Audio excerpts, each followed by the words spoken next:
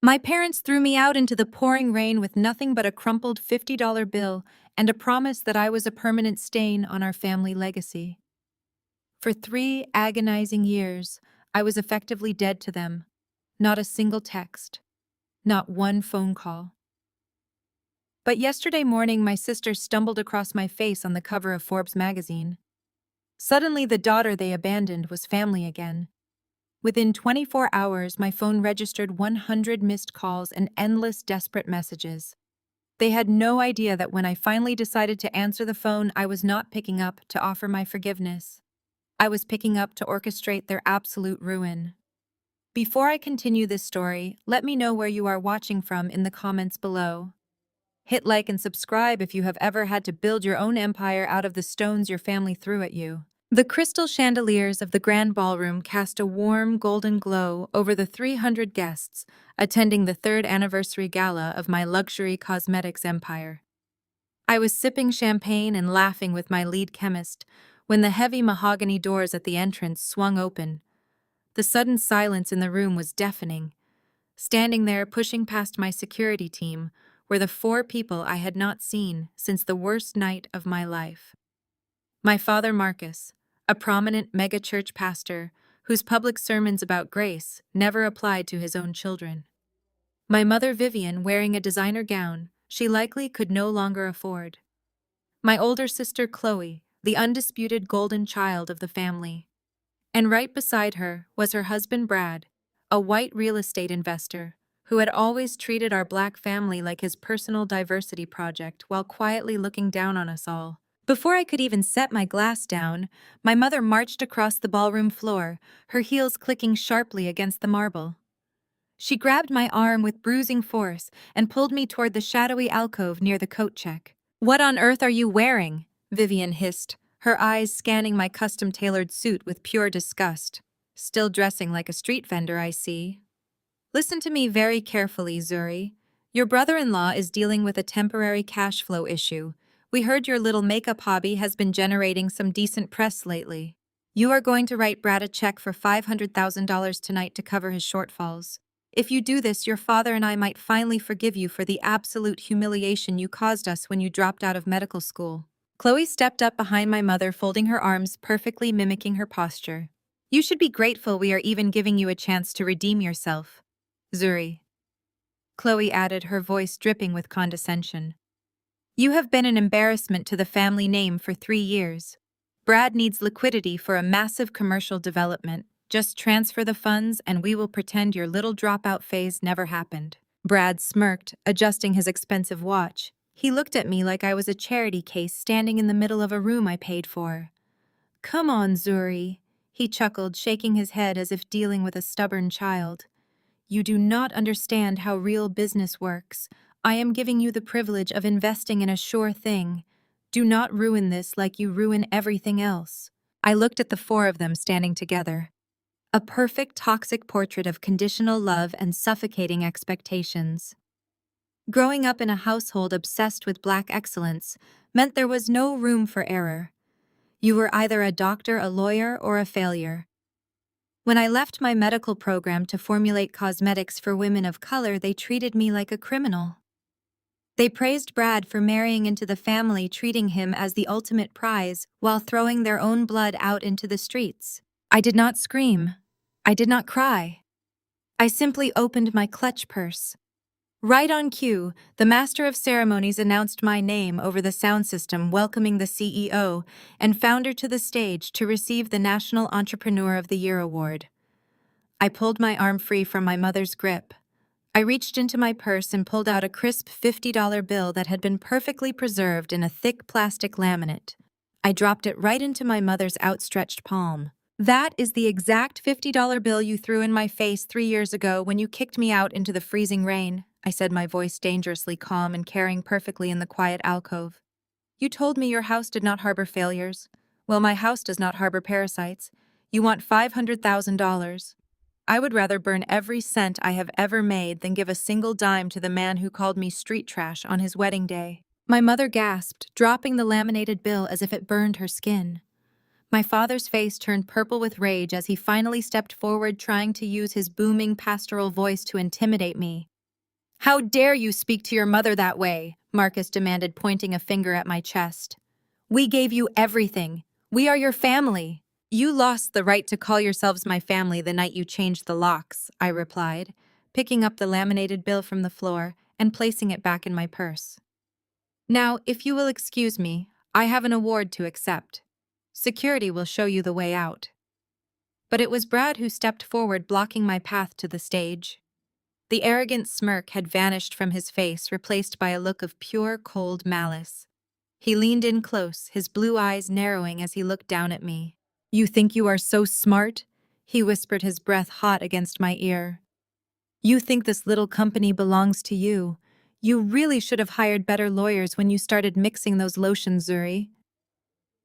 I registered the trademark and the core chemical formulas under Chloe's LLC 6 months ago. Enjoy your little award tonight, because by tomorrow morning this entire empire belongs to us. The maitre d' at Le Chevalier looked me up and down with practiced disdain. My faded denim jeans and plain black turtleneck starkly contrasted with the velvet curtains and crystal chandeliers of the lobby. He assumed I was lost. My family assumed I was broken. Both assumptions were about to be violently corrected. I followed the host to the private dining room at the back. The heavy mahogany doors swung inward. The smell of expensive truffles and aged scotch hit me instantly. Marcus sat at the head of the table. Vivian sat to his right. Chloe and Brad sat opposite her. The tableau of perfect black excellence waiting to welcome home the prodigal disaster. They saw my plain clothes. They saw my bare neck devoid of jewelry. They saw exactly what they wanted to see. A failure who had finally realized she could not survive without their money. Vivian stood up first. She did not reach out for a hug. She simply opened her arms in a grand theatrical gesture of forced magnanimity. Zuri, darling, look at you. You look so exhausted. You look so worn down. She did not say hello. She issued a diagnosis. Marcus gestured to the empty chair at the far end of the table. Sit down, Zuri. Let us put this ugly past behind us. Let us act like family again. I pulled out the chair and sat. The leather was cold. Chloe leaned forward, resting her chin on her hands. The massive diamond on her engagement ring caught the light from the chandelier. We went ahead and ordered the tasting menu for you, Zuri. We figured you have not had a decent meal in years. We know things must be incredibly tight for you out there in the real world. I poured myself a glass of sparkling water. I kept my face completely blank. I did not correct them. I let the silence stretch, allowing their arrogance to fill the room. Vivian leaned in closer, scrutinizing my face. You are not eating properly, Zuri. You look malnourished. This stubborn streak of yours has gone on entirely too long. We have allowed you to throw your little tantrum for 3 years. 3 years of you pretending you do not need us. But look at you. You are exhausted. You are struggling. It breaks a mother's heart to see her child living in squalor when she could be living in luxury. Living in squalor. The phrase echoed in my mind. I lived in a $5 million penthouse overlooking the financial district. But to Vivian, anyone not wearing a Chanel logo was practically homeless. Marcus cleared his throat, adjusting his custom silk tie. He put on his best pastoral voice, the same voice he used to command thousands of people every Sunday. We saw that little article online, Zuri, the one on that business blog. It is cute that you managed to get a little bit of press for your hobby. It really is. We realize now that throwing you out the way we did was harsh. But it was necessary. It was necessary tough love. It was necessary to teach you a lesson about the real world. We had to break your rebellious spirit to save your future. And clearly that lesson taught you how to hustle a little bit. He used the word hustle like it was a disease, like it was a dirty word beneath his holy reputation. Chloe chimed in, swirling her wine. You really should thank Mom and Dad, Zuri. If they had not pushed you out, you would still be lazy. But now, you have a little foundation, a little base, and Brad is perfectly positioned to take that base and turn it into something real.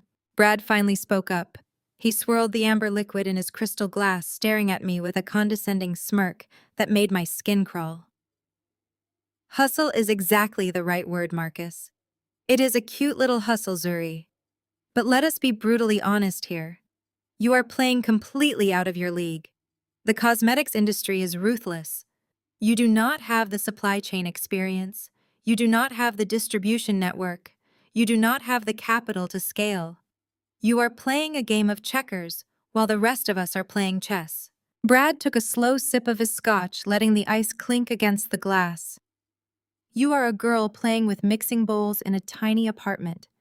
But I am a businessman. I have the infrastructure. I have the capital. I have the pedigree. Vivian reached across the table.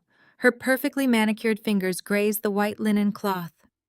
Your father and I have been talking, Zuri. We want our family whole again. We want you back in the house. We want you back in the fold. But we cannot have you running a chaotic street-level operation. It reflects poorly on your father's congregation. It reflects poorly on Brad's firm. People talk, Zuri. People ask questions about what Marcus's daughter is doing selling lotion on the internet. It lacks prestige. It lacks class. It lacks excellence. They wanted me back. Not because they missed me. They wanted me back to control the narrative. They wanted to sanitize my existence so it fit perfectly into their curated country club conversations. Chloe jumped in, her voice bright and sharp. Brad is willing to step in and save your little project, Zuri. He is willing to do you a massive favor. He will absorb your brand into his real estate and investment portfolio. He will put real executives in charge, men who actually know what they are doing. You can stay on as a creative consultant. Maybe you can pick out the packaging colors or run the social media pages.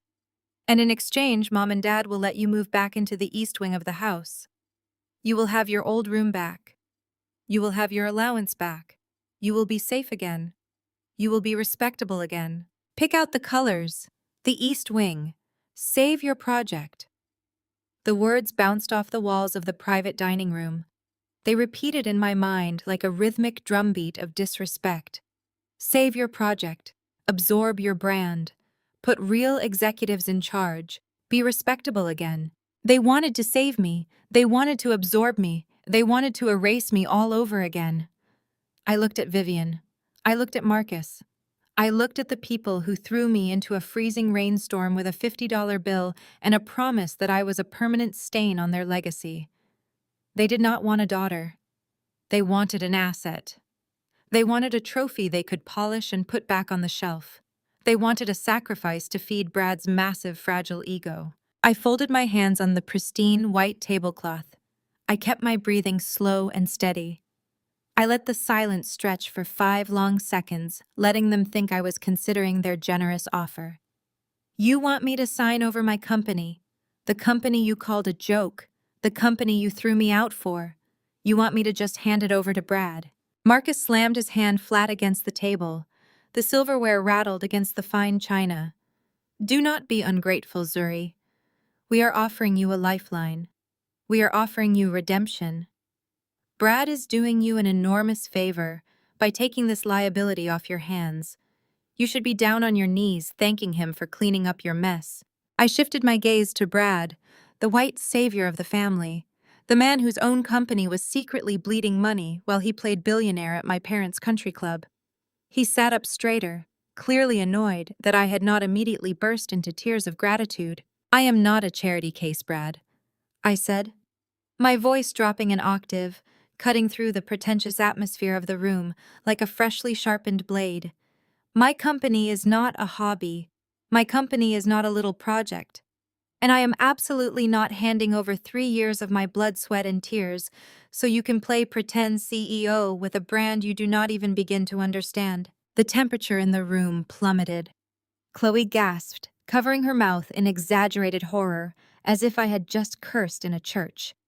Vivian gripped her pearl necklace, her face contorting with a sudden violent rage. Marcus looked as if he was about to flip the entire dining table over. Brad's smile vanished instantly. The mask of the benevolent brother-in-law shattered completely, leaving behind a cold, calculating predator. The arrogant facade dropped, revealing the true, ugly nature of his greed. He realized intimidation through polite conversation was not going to work. He reached down beside his chair and hauled a heavy bespoke leather briefcase onto his lap. The brass lock snapped open with a loud, sharp crack that echoed loudly in the silent room. He pulled out a thick stack of legal documents bound by a heavy black clip. He did not hand them to me politely. He forcefully slid them across the white linen table. The heavy paper stopped inches from my folded hands. The title page blared transfer of intellectual property and total controlling assets. "I am not asking you, Zuri," Brad said, his voice dropping into a low, dangerous growl. "I am telling you. You think you are some kind of mogul because you got a lucky break on a blog. You think you understand corporate warfare. You are a little fish swimming in an ocean of sharks, and you are bleeding in the water." He leaned across the table, invading my space, his eyes burning with racist condescension and unchecked entitlement. "I have friends on Wall Street who can freeze your credit lines by tomorrow morning. I know suppliers in China who will blackball your entire manufacturing pipeline if I make one single phone call. I play golf with the men who own the retail spaces you are desperately trying to get into. You sign this transfer of ownership today. You sign it right now. Or I will personally make sure your cute little hustle files for bankruptcy before the end of the fiscal quarter. I will crush your company until there is nothing left but dust. Sign the paper, Zuri." I stared at the thick stack of legal documents resting inches from my hands. I stared at the bold black ink demanding my total surrender. I stared at the men and women who shared my blood waiting for me to break. They expected me to break. They expected me to fold. They expected me to shrink back into the terrified girl they threw into the freezing rain 3 years ago. But I did not shrink. I did not fold.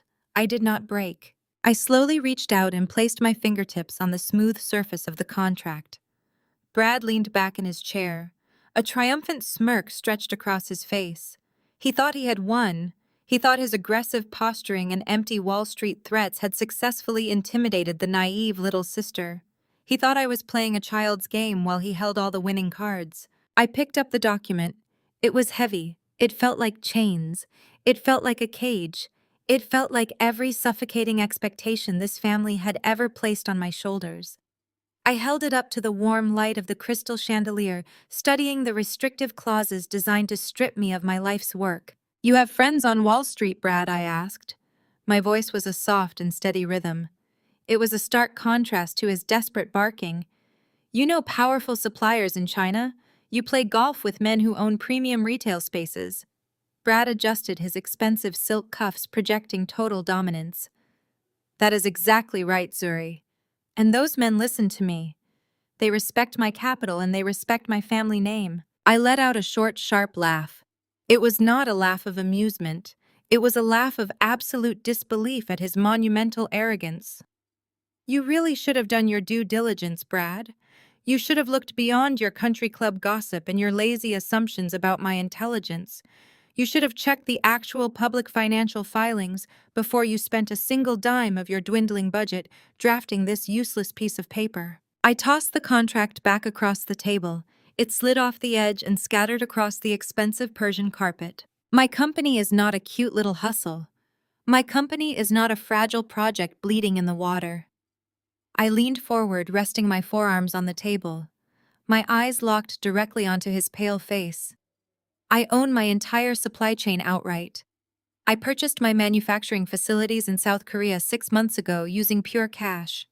I do not need your retail spaces because my direct-to-consumer sales generated $80 million in revenue last quarter alone. And yesterday morning, a major private equity firm backed by the exact Wall Street friends you claim to have finalized their official valuation of my brand." I paused, letting the silence stretch tightly across the private room.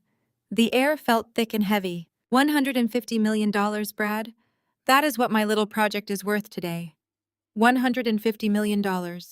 I do not need your crumbling infrastructure. I do not need your heavily leveraged capital. And I certainly do not need your stolen pedigree.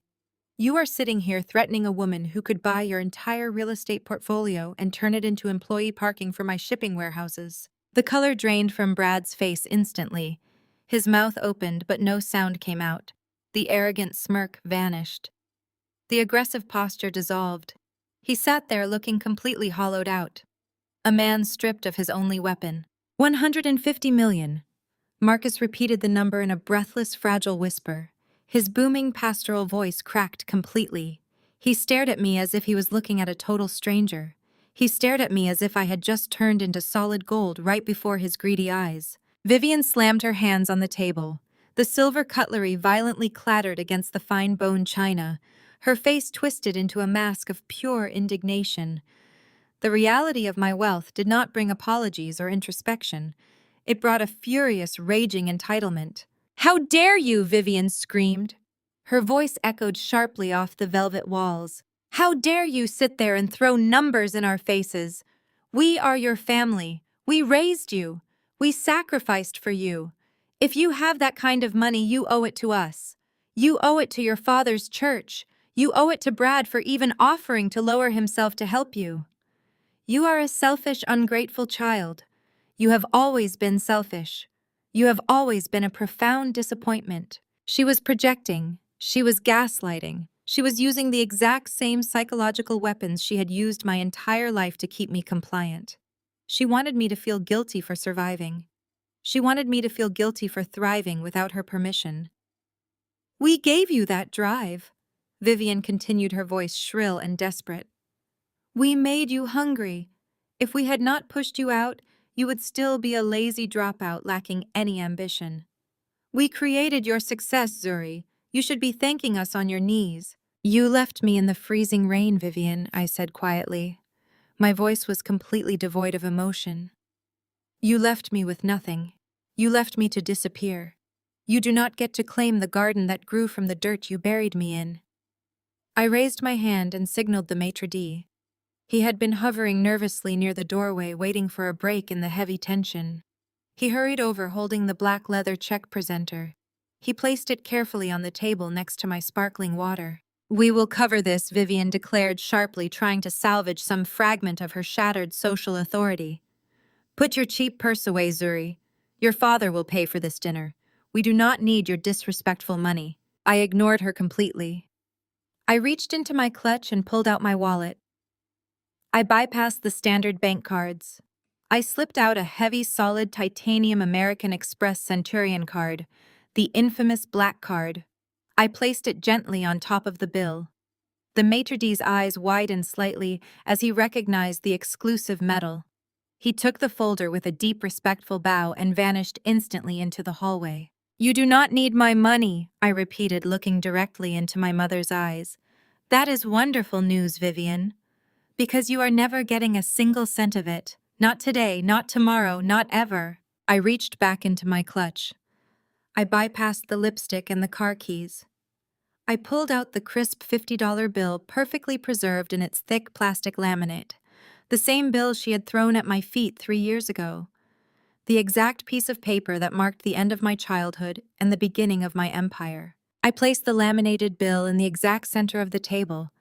It sat there under the warm glow of the chandelier, a permanent monument to their cruelty, a quiet monument to my survival. "The dinner is paid for," I said, standing up from the table. I smoothed the front of my simple tailored jacket.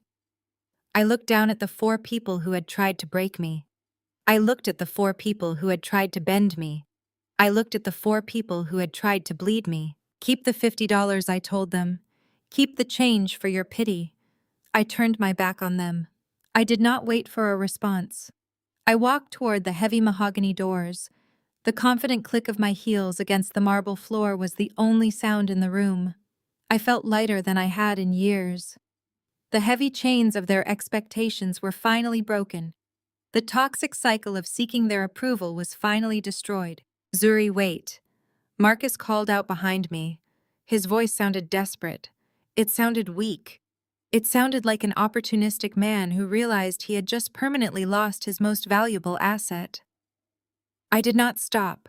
I reached for the cool brass handle of the door. "You think you are so smart." The vicious scream ripped through the air. It was Chloe. Her voice was high and hysterical. The golden child could not stand being ignored. The perfect sister could not stand watching me walk away with the undeniable upper hand. I paused with my hand resting on the brass door handle. "You think you are so much better than us now?" Chloe yelled, her chair scraping violently against the floor as she stood up. You think you built this all by yourself. You think you are a self-made billionaire untouched by this family. You are nothing but a fraud, Zuri. I slowly turned my head to look over my shoulder. Chloe was gripping the edge of the table. Her knuckles were stark white. Her face was flushed with a toxic mix of rage and absolute jealousy. You want to talk about money? Zuri. Chloe laughed. It was a harsh, grating sound that lacked any real humor. You want to act like we left you with nothing out there on the street. Did you really forget about Grandma's trust fund? The one she specifically set up for your 25th birthday? The one she explicitly said was meant to protect you from us. A cold, heavy knot formed in the pit of my stomach. Grandma had died when I was 19. There were always quiet whispers of a dedicated trust, but Marcus and Vivian routinely claimed the estate was tied up in complicated legal fees. They claimed there was absolutely nothing left for me. Chloe smiled, a cruel, victorious smile that mirrored Brad's earlier arrogance. We drained it, Zuri. We drained every last cent of your protective little trust fund 3 years ago. We used your money to buy Brad's new mansion in the Hamptons. We took it all. You built your empire on scraps because we stole your safety net to buy a summer house. I stood frozen for exactly 3 seconds. Chloe's words hung in the stale air of the private dining room. They expected me to scream. They expected me to launch myself across the table and tear the massive diamond off her finger. They wanted an emotional reaction to validate their cruelty. But anger is a blunt instrument. Cold, calculated vengeance is a scalpel. I looked at my sister's flushed, triumphant face. I looked at my father, who suddenly found the Persian carpet fascinating and refused to meet my eyes. I looked at my mother, who wore a sickening expression of justified theft. I did not shed a single tear. I smiled. It was a terrifying, razor-thin smile. Keep the house, Chloe. I said, my voice dropping to a dangerous, steady whisper. You are going to need somewhere to live when the federal authorities seize your husband's bank accounts. I turned the brass handle and walked out into the cool night air. The heavy restaurant door clicked shut behind me, severing my emotional ties to that family forever. I stepped into the back of my waiting car. The dark leather seats felt like a sanctuary. As the driver pulled away from the curb, merging into the glowing city traffic, I pulled out my phone. I had exactly one call to make. The grief of their betrayal tried to claw at my throat, but I pushed it down deep into the darkest corner of my mind. I could not afford to mourn parents who were actually parasites. Desmond Vance was not just a corporate attorney. He was a financial predator in a bespoke suit. He operated out of a glass-walled corner office overlooking the Manhattan skyline. He was the man who had helped me navigate the ruthless early days of building my cosmetics empire. He protected my patents. He structured my holding companies. He was entirely loyal to me, and he despised weakness. When I walked into his office at 7 the next morning, he was already reviewing the emergency file I had requested during my midnight phone call. He poured 2 cups of black coffee and pushed one across his expansive mahogany desk. I sat down and repeated Chloe's exact words. I watched Desmond's dark eyes narrow. He did not offer useless sympathy. He offered strategy. If there was a dedicated trust, we will find the paper trail, Desmond stated, tapping his gold pen against the desk. Your grandmother was meticulous. She used a boutique wealth management firm in Boston. I already have my forensic accountants pulling the archival data. We are digging into every single account bearing your name or your father's name. We sat in silence for 2 agonizing hours while his team worked through the digital labyrinth of banking records. My mind raced through the past. I remembered the times I had begged Marcus for help paying my college tuition, only to be told I needed to learn the value of hard work. I remembered the times Vivian had claimed the church needed all their disposable income for charitable missions. I remembered the times they had shamed me for wearing secondhand clothes while Chloe paraded around in designer brands. They had been sitting on a massive fortune meant for me the entire time. They watched me struggle while they swam in my inheritance. The heavy office door swung open. A junior associate handed Desmond a thick manila folder and quickly retreated without saying a word. Desmond opened the file. His usual stoic expression cracked, revealing a flash of absolute, unvarnished disgust. He slid a series of bank statements and legal transfer documents across the desk toward me. "Look at the dates, Zuri," he instructed, his voice tight with controlled anger.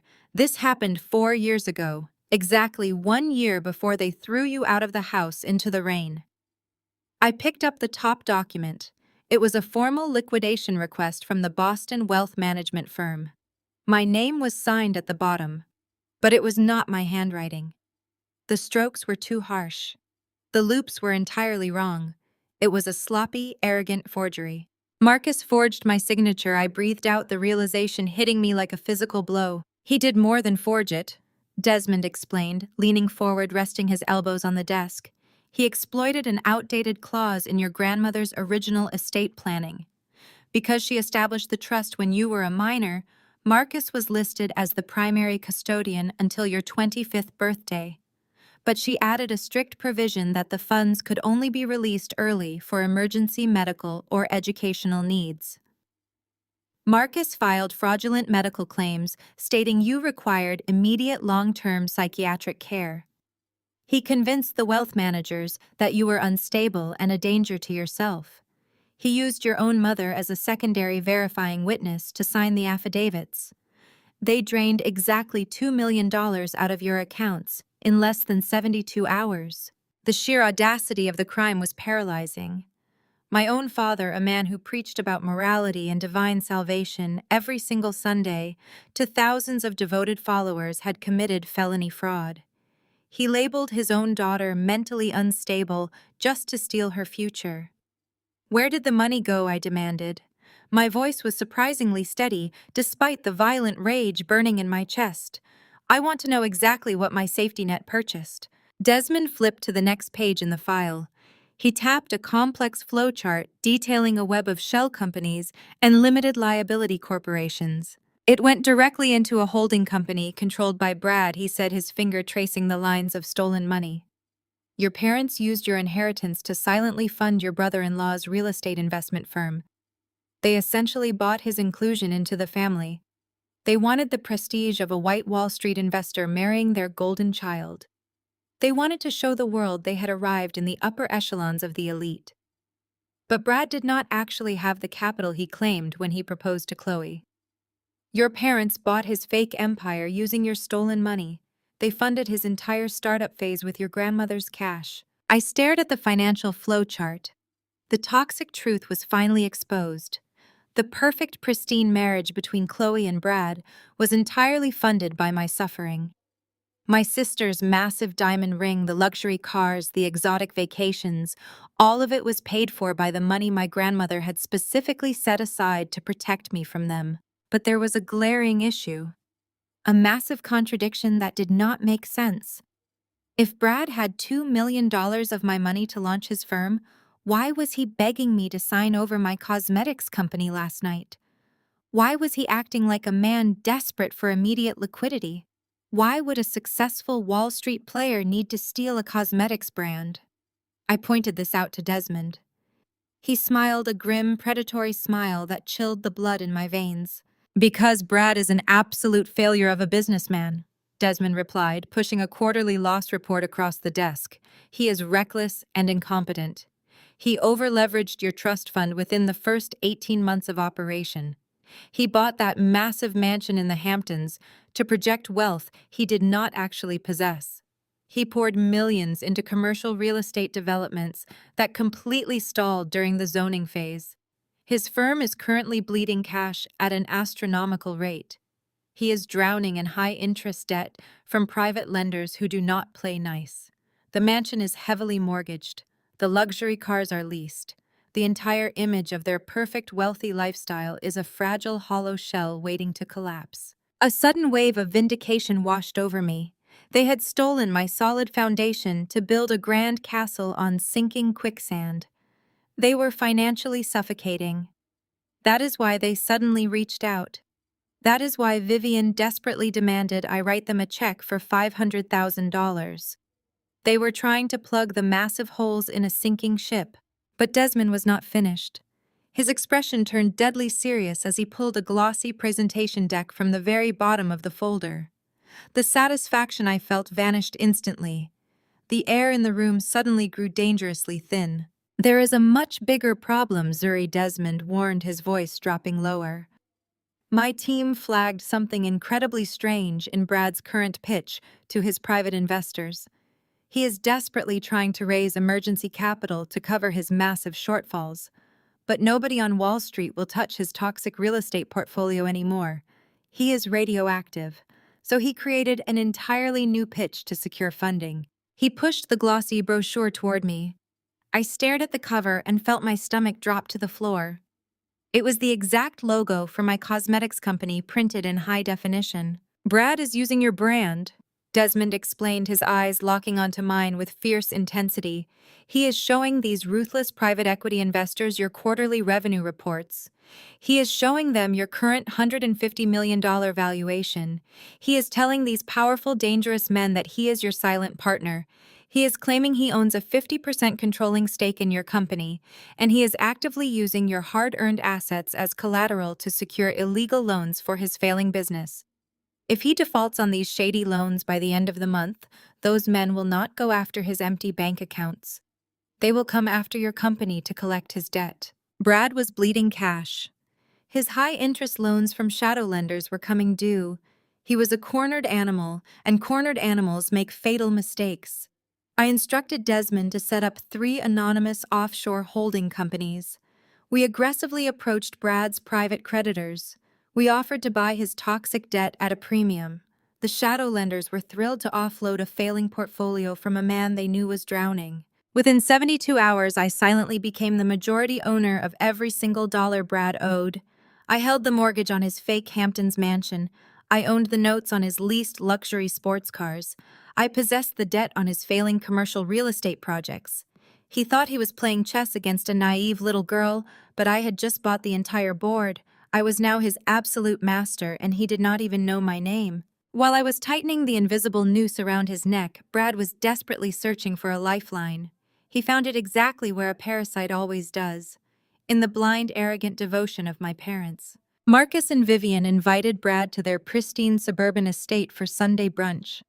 Chloe was off at a luxury spa, completely oblivious to the financial apocalypse rapidly approaching her perfect marriage. Brad sat in my father's heavy leather chair in the study, playing the role of the visionary martyr. He spun a brilliant, desperate lie about a massive market expansion. He claimed he needed immediate liquid capital to execute a hostile takeover that would permanently crush my cosmetics company. He played directly into their monumental vanity and their deep-seated hatred for my independence. He told them I had humiliated the family name. He told them my wealth was a temporary illusion that he could shatter with one strong financial blow. He promised Marcus that destroying me would restore the patriarchal order of their household. Marcus did not even hesitate. He saw Brad as an extension of his own fragile masculinity. Vivian saw him as the ultimate social trophy, a shield against the whispers of their country club friends. They completely ignored the massive, glaring red flags. They ignored the fact that a supposed Wall Street titan was begging his in-laws for cash. They secretly contacted a predatory secondary lender and took out a massive second mortgage on their fully paid-off estate. They signed away the roof over their heads, the very house I grew up in, just to hand Brad another $2 million. They were utterly convinced they were financing my absolute downfall. They believed they were funding the weapon that would finally break me. In reality, they were throwing pure gasoline onto a fire that was about to consume them all. Brad took their money and immediately dumped it into his failing margin accounts just to keep his head above water for a few more days. It was gone before the ink on the mortgage documents was even dry. 3 days later, the golden child finally collided with reality. Chloe was standing at the checkout counter of an exclusive luxury boutique on Fifth Avenue. She had a $10,000 designer handbag resting on the glass counter. She handed the sales associate her heavy platinum credit card with her usual practiced arrogance. She did not even look at the woman ringing up the purchase. The machine beeped a sharp, harsh denial. The associate frowned and tried it again. Declined. The associate looked up with a tight, polite smile. I am so sorry, Mom, but this card is not going through. Do you have another form of payment? Chloe snatched the card back, her face instantly flushing with embarrassed rage. You must be using the machine incorrectly, she snapped loudly, drawing the attention of other wealthy shoppers. Run it again. The associate ran it a third time. The result was the exact same: insufficient funds. Chloe grabbed her purse and marched out to the sidewalk, her heart hammering against her ribs. She pulled up her mobile banking app, her manicured thumbs moving frantically across the screen. She opened the primary joint account she shared with Brad, the account that was supposed to hold hundreds of thousands of dollars in liquid cash to fund her lavish lifestyle. The screen loaded. The balance read $0.00. She blinked, convinced it was a glitch in the banking software. She refreshed the page. Zero. She opened their secondary savings account. Zero. She checked their emergency investment fund. Zero. Every single account attached to their name was completely drained. The numbers stared back at her, mocking her entire existence. Panic seized her throat, cutting off her air supply. She felt the sidewalk tilting beneath her designer shoes. She immediately called Brad. He answered on the fourth ring, sounding breathless and cornered. Brad, where is all our money? Chloe demanded, her voice shrill with rising terror, ignoring any form of greeting. The accounts are completely empty, every single one of them. My card was just declined in front of half of Manhattan. Brad let out a smooth, practiced laugh, perfectly masking his absolute desperation. Do not panic, babe, he said, using his best soothing tone, the tone he always used to make her feel small and protected. The money is entirely safe. I had to temporarily freeze all of our liquid assets to secure our position in a massive new commercial real estate investment. It is just a routine bank hold while the funds clear the escrow accounts. We are going to double our net worth by Friday. Just use the black card your father gave you for now. I have everything completely under control. Friday morning arrived exactly as Brad had promised his panicked wife. It just did not arrive with the magnificent corporate triumph he so desperately envisioned. I sat at the head of the massive black marble table in the executive boardroom of my headquarters. The room was soundproofed and wrapped in floor-to-ceiling glass overlooking the busy Manhattan skyline. My core executive team sat completely silent, lining both sides of the table. Desmond, my lead corporate attorney, sat casually to my right, sipping a dark espresso. We were waiting. We knew exactly what was coming, and we were perfectly prepared to execute the slaughter. At precisely 10 o'clock, the heavy frosted glass doors of the boardroom were violently pushed open. Brad marched into the room. He wore a sharp navy suit he had likely purchased on a maxed-out credit card. His chest was puffed out with manufactured authority, trying to project the aura of a ruthless Wall Street raider. Marcus trailed right behind him, wearing his most solemn pastoral expression, playing the role of the deeply concerned father. They were flanked by two men holding cheap leather briefcases. They were discount lawyers hired to execute a billionaire's bluff. Brad did not wait for an invitation or offer a greeting. He walked straight toward my end of the table and slammed a thick stack of legal documents onto the polished marble. The loud smack echoed sharply in the quiet room. You are officially relieved of your duties, Zuri. Brad announced, his voice booming across the boardroom. He looked at my executive team with a sneer of absolute superiority. You all work for me now. As of this morning, my firm has initiated a hostile takeover of this brand. We are injecting $2 million of liquid capital to stabilize this failing operation. I am assuming total executive control effective immediately. My executives did not gasp. They did not whisper. They did not shuffle their papers in a panic. They simply stared at him in total deadpan silence, as if he had just crawled out of a sewer. I folded my hands, resting them gently on the cool marble table. I did not look at Brad. I looked at Marcus. My father stepped forward, placing a heavy supportive hand on Brad's shoulder. He was playing the benevolent patriarch, stepping in to save his broken, wayward daughter from herself. Do not make this difficult, Zuri, Marcus said, his voice dripping with fake sympathy and coated in venom. We are doing this for your own good. We know you are struggling. We know the pressure of running a business has broken your mind. You are not fit to lead these people. You are not fit to manage this kind of wealth. He reached into his tailored jacket pocket and pulled out a sealed manila envelope. He tossed it onto the table next to Brad's ridiculous takeover documents. It landed with a soft thud. "We have your medical records." Zuri Marcus continued looking around at my board members to ensure they were listening to his grand performance. "We have the clinical documentation from 5 years ago. The records proving your severe clinical depression. The hospital intake forms showing you suffered a complete mental breakdown when you lived under my roof. You are legally unstable. My lawyers are filing for an emergency conservatorship this afternoon. You are a danger to yourself and a massive liability to these shareholders. We are stepping in to protect your assets before you destroy them. A conservatorship. They actually thought they could pull a fast one and strip me of my human rights based on a depression diagnosis from when they made me homeless. The absolute evil of their strategy was breathtaking. They were trying to weaponize the darkest period of my life, the period they caused to steal the empire I built to survive them. I did not shout, I did not defend my mental health, I did not cry. I simply turned my head and looked at Desmond. Desmond slowly picked up the conservatorship threat and the hostile takeover documents. He flipped through the first few pages with utter profound boredom. He did not even bother reading the fine print.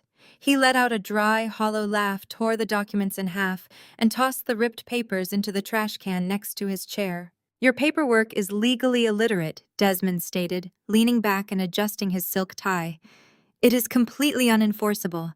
You cannot execute a hostile takeover of a privately held company where the founder retains 100% of the voting shares.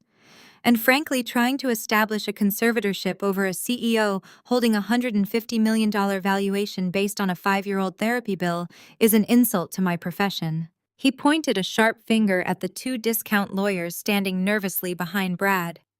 "If either of you actually files that garbage in a state court, I will personally have you disbarred for malicious litigation by Monday morning." The 2 lawyers instantly took a step back. Their eyes darted nervously toward the exit. They knew Desmond Vance by reputation, and they knew they were entirely out of their league. Brad slammed his hand flat against the table. The veins in his neck bulged. "Listen to me, you overpriced suit. I have $2 million of verified liquid capital ready to seize controlling interest. I have the backing. I have the financial leverage. You cannot stop this." I finally broke my silence. My voice was a soft, cold blade cutting through the warm air of the room. "You have $2 million, Brad?" I asked, tilting my head slightly, feigning polite curiosity. "I have it right here," Brad barked, tapping his briefcase like a madman. I shifted my gaze back to Marcus. My father stood tall, clearly proud of his brilliant son-in-law. He thought he was part of a master plan. He had no idea he was the primary victim standing in the blast zone. "Tell me, Marcus," I said, keeping my tone perfectly conversational. "Did Brad explain exactly how he secured this massive capital injection overnight? Did he tell you about the rigorous vetting process with his powerful Wall Street investors?" Marcus puffed out his chest, looking down at me with utter disdain. "Brad is a brilliant financial mind. He knows how to aggressively leverage assets to secure vital funding. He is a real businessman, Zuri, something you will never understand." I smiled. It was a thin, razor-sharp smile that made Marcus suddenly blink in confusion.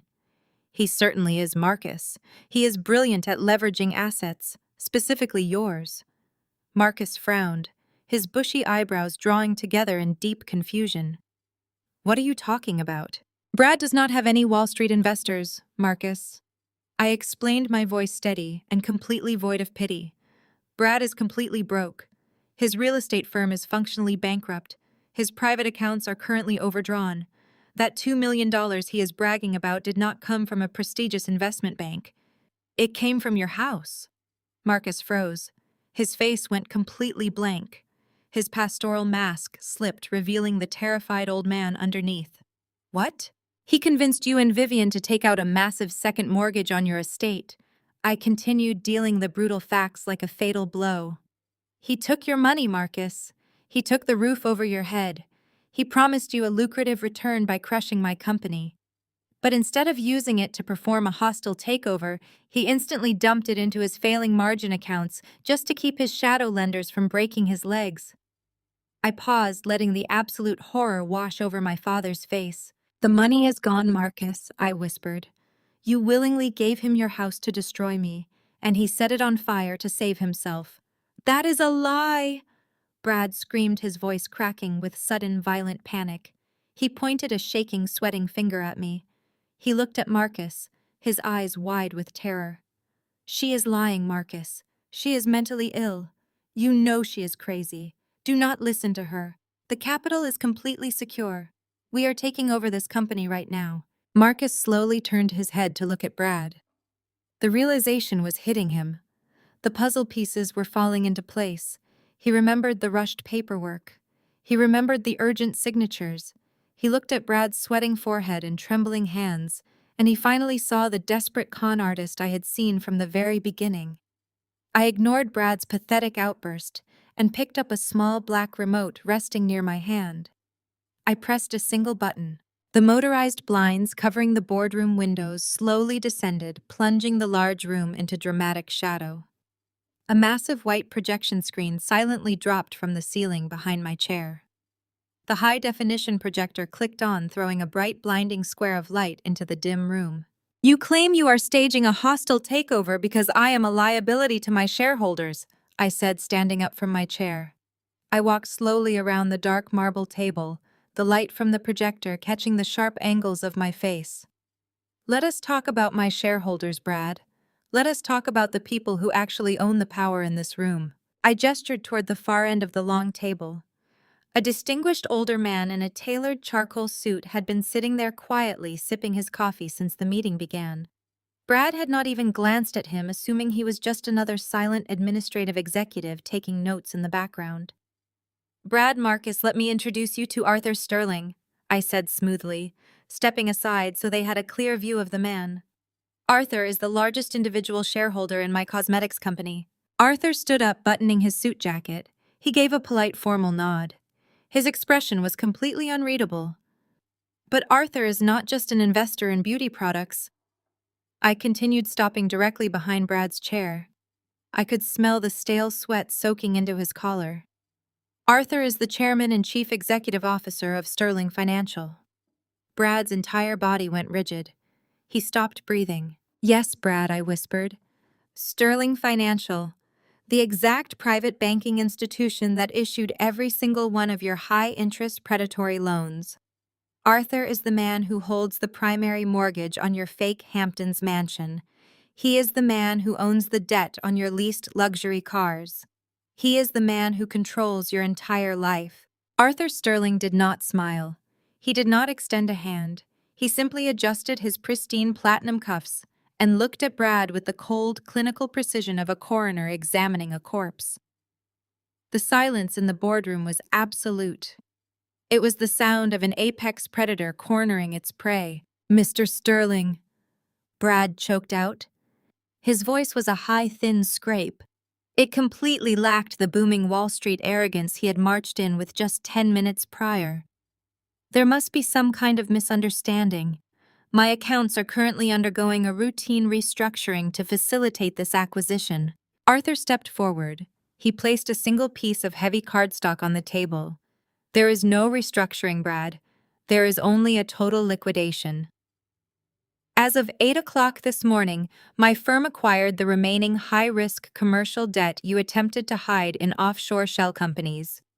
You are in violation of 7 different debt covenants. You missed your secondary margin call at 9 o'clock. You are officially in default. Brad staggered back as if he had been physically struck in the chest. He bumped into one of his discount lawyers. The lawyer immediately sidestepped, wanting absolutely no physical contact with a sinking ship. Marcus pushed his way forward. His pastoral mask was cracking, but he was too arrogant to realize the battle was already lost. He pointed a trembling finger at me. This financial trickery changes absolutely nothing. Marcus shouted, his voice echoing sharply against the glass walls. My daughter is legally incompetent. She is clinically insane. You can buy all the debt in the world, but you cannot erase her medical history. We are filing the conservatorship documents today, and the court will strip her of her power. I did not even blink. I turned my gaze to Desmond. My lawyer gave a sharp, predatory smile. It was the smile of a man who was about to drop an atomic bomb on an anthill. Desmond unlatched his briefcase.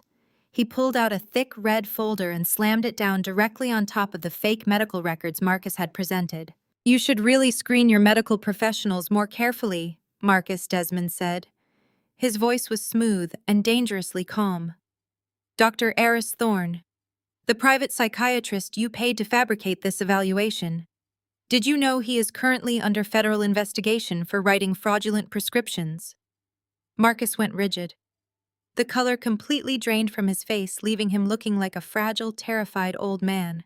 "When my private investigators approached Dr. Thorne yesterday with evidence of his wire fraud," Desmond continued, pacing slowly behind my chair. He was remarkably eager to cooperate. "He signed a sworn affidavit completely detailing how you paid him $50,000 to alter an old therapy intake form from 5 years ago. You paid him to exaggerate mild anxiety into severe clinical psychosis. He confessed to everything, Marcus. He surrendered his medical license this morning to avoid immediate federal prison time." I watched my father's chest heave. He was gasping for air. The righteous patriarch was dead. He was just a common criminal caught in the act, submitting fabricated medical documents to a judge in an attempt to seize control of a $150 million corporate entity is a severe federal crime, Desmond stated. He tapped the red folder. "That is felony fraud. That is malicious prosecution. You are looking at a mandatory minimum sentence of 10 years. "That is a lie," Marcus sputtered. Spittle flew from his lips. He looked around the room, desperately seeking an ally. He found only the cold, deadpan stares of my executive board. "I am her father. I have rights. I was trying to protect her." "You do not know the meaning of the word protect," I said softly. My voice cut through his panic like a scalpel. "You only know how to exploit. But your exploitation days are permanently over. Desmond, show him the rest." Desmond pulled a second folder from his briefcase. This one was thick-bound with heavy black legal clips. He dropped it in front of Marcus. "This is a civil and criminal complaint being filed as we speak in the state Supreme Court," Desmond announced. The room was so quiet you could hear the air conditioning humming. "It details the systematic embezzlement of the Harrington Family Trust. The trust explicitly established for Zuri upon her 25th birthday." Brad let out a small, pathetic whimper.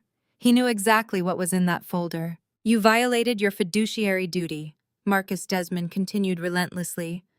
"You and Vivian illegally authorized the transfer of $4.2 million from Zuri's protected trust directly into Brad's failing real estate holding company. We have the wire transfer receipts. We have the bank authorizations bearing your exact signature. You stole your daughter's inheritance to buy your son-in-law a mansion in the Hamptons." "It was a family loan," Marcus shouted, his voice cracking with sheer desperation. "We were keeping the money in the family. Brad was going to pay it back with interest. It was an investment." "It was grand larceny," I corrected him. I stood up from my chair, leaning over the dark marble table.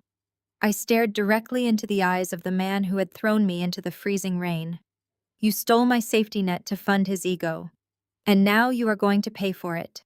I am pressing full criminal charges against both of you. You will be stripped of your pastoral title. You will be publicly disgraced.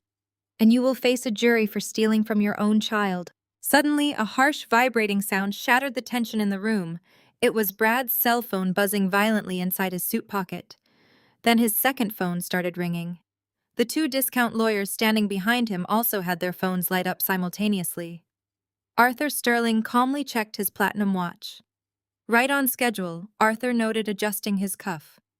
"That will be the automated alerts from my fraud department." Brad yanked his phone from his pocket. His hands were shaking so severely he nearly dropped the device. He stared at the glowing screen. His eyes widened until they looked like they might pop out of his skull. "Declined," Brad whispered. He swiped frantically at the screen. Frozen, locked, he looked up at Arthur. His face was a mask of pure, absolute terror. My business accounts, my personal checking, my credit lines, they are all locked. As the primary holder of your defaulted debt, I have initiated a total freeze on all your liquid assets, Arthur explained smoothly. Your company accounts are seized, your personal credit cards are deactivated. As of this exact second, Brad, you cannot even afford to buy a cup of coffee downstairs. Brad let out a gut-wrenching sob. He dropped to his knees right there in the middle of my corporate boardroom. The arrogant Wall Street predator was gone. He was crying like a disciplined child. Please, Brad begged, looking up at Arthur. Please do not do this. I have investors. I have a family. You are ruining my life.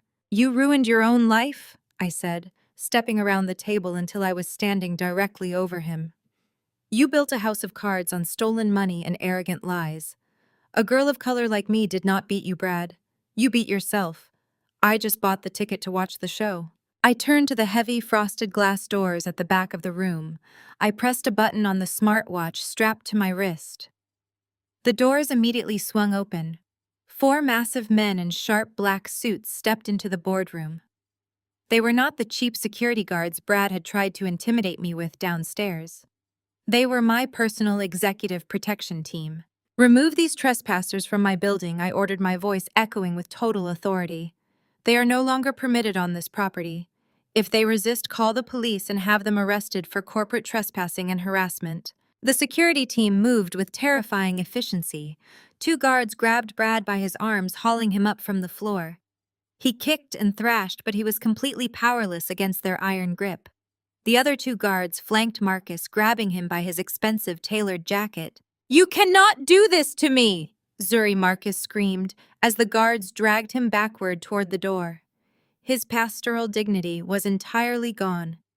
He was a frantic, disgraced old man. I am your father. I gave you life. You owe me. I owe you absolutely nothing, I stated, crossing my arms over my chest. You are just a man who stole my money. Have a nice trip back to the suburbs. The discount lawyers did not wait to be grabbed. They sprinted out of the boardroom, leaving their cheap briefcases behind, desperate to escape the legal slaughterhouse. The security guards dragged Brad and Marcus out into the main executive hallway. The entire office staff was standing by their glass cubicles, watching the Grand Patriarch and the Golden Son-in-law being hauled out like common criminals. Marcus fought against the guards, his face purple with rage and humiliation. He was screaming my name, demanding respect, demanding obedience. The guards forced them into the private executive elevator. They shoved Marcus against the back wall and threw Brad onto the floor beside him. Marcus stumbled, trying to regain his balance, as the security chief reached out to press the lobby button. Just as the heavy steel doors began to slide shut, Marcus's cell phone chimed loudly in his breast pocket. He frantically reached in and pulled it out, desperate for a lifeline. He looked at the glowing screen. It was an urgent automated email from his primary banking institution. The subject line was written in bold red letters. Marcus stared at the message. The air completely left his lungs. His vision blurred as he read the cold, clinical text. The bank was officially initiating foreclosure proceedings on his suburban estate. The second mortgage he had taken out to fund Brad's takeover had bounced. The shadow lenders had sold the debt directly to Sterling Financial.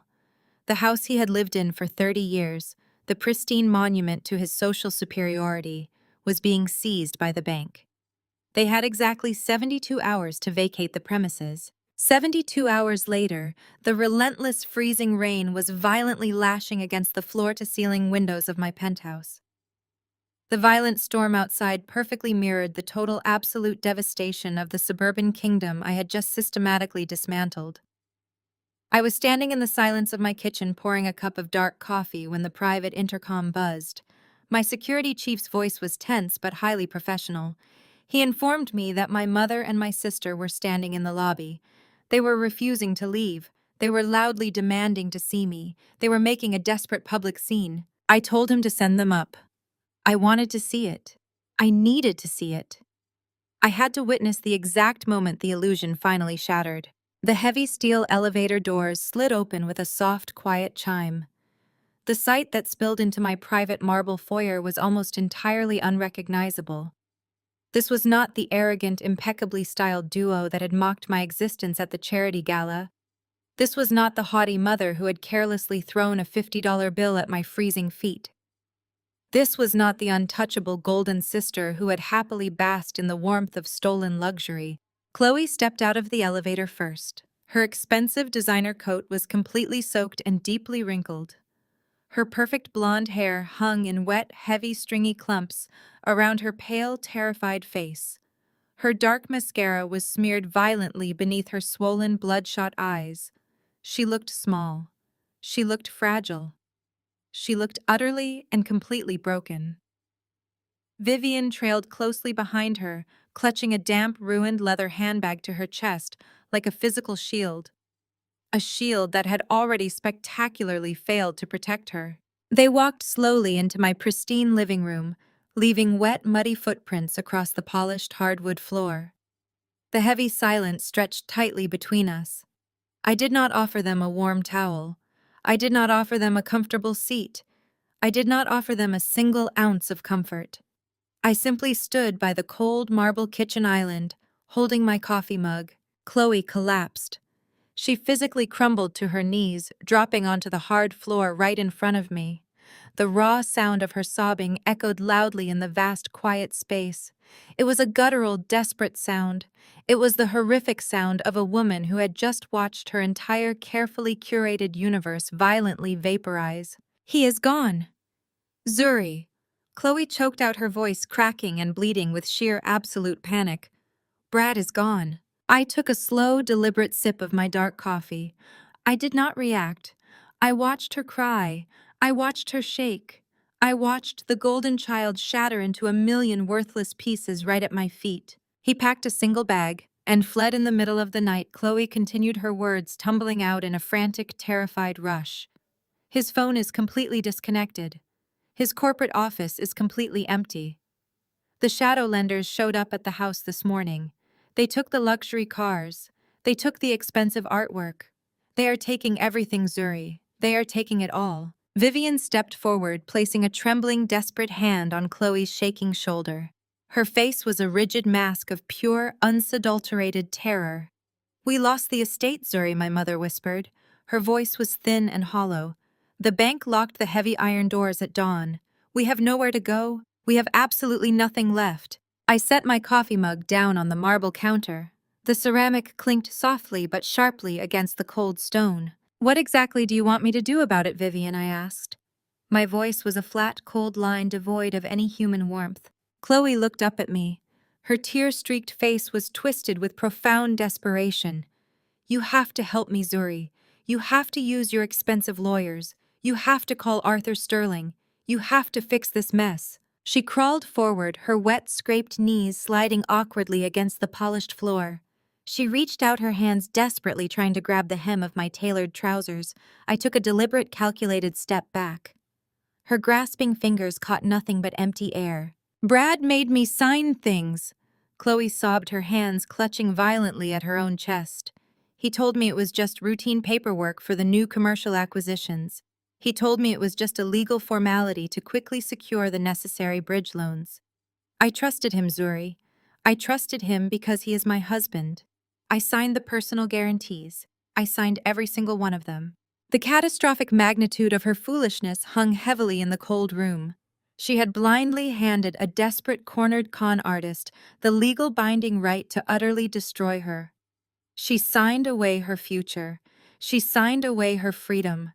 She signed away the very soul she had sold to destroy me. He transferred the remaining toxic debt directly into my personal name.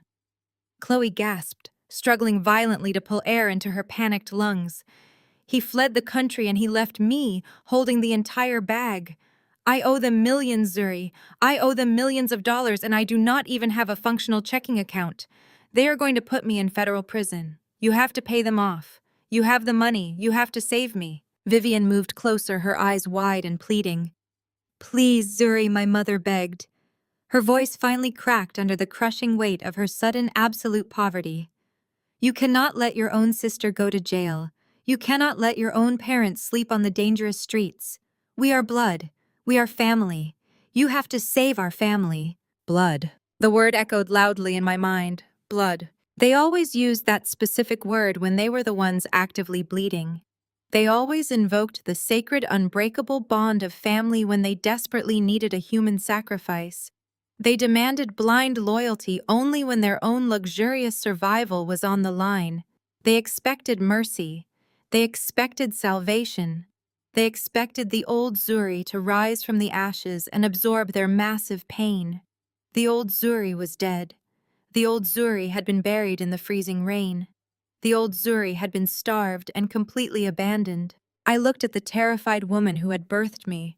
I looked at the broken sister who had mercilessly mocked me. You did not care about blood when you left me in the freezing rain at 19, I said quietly.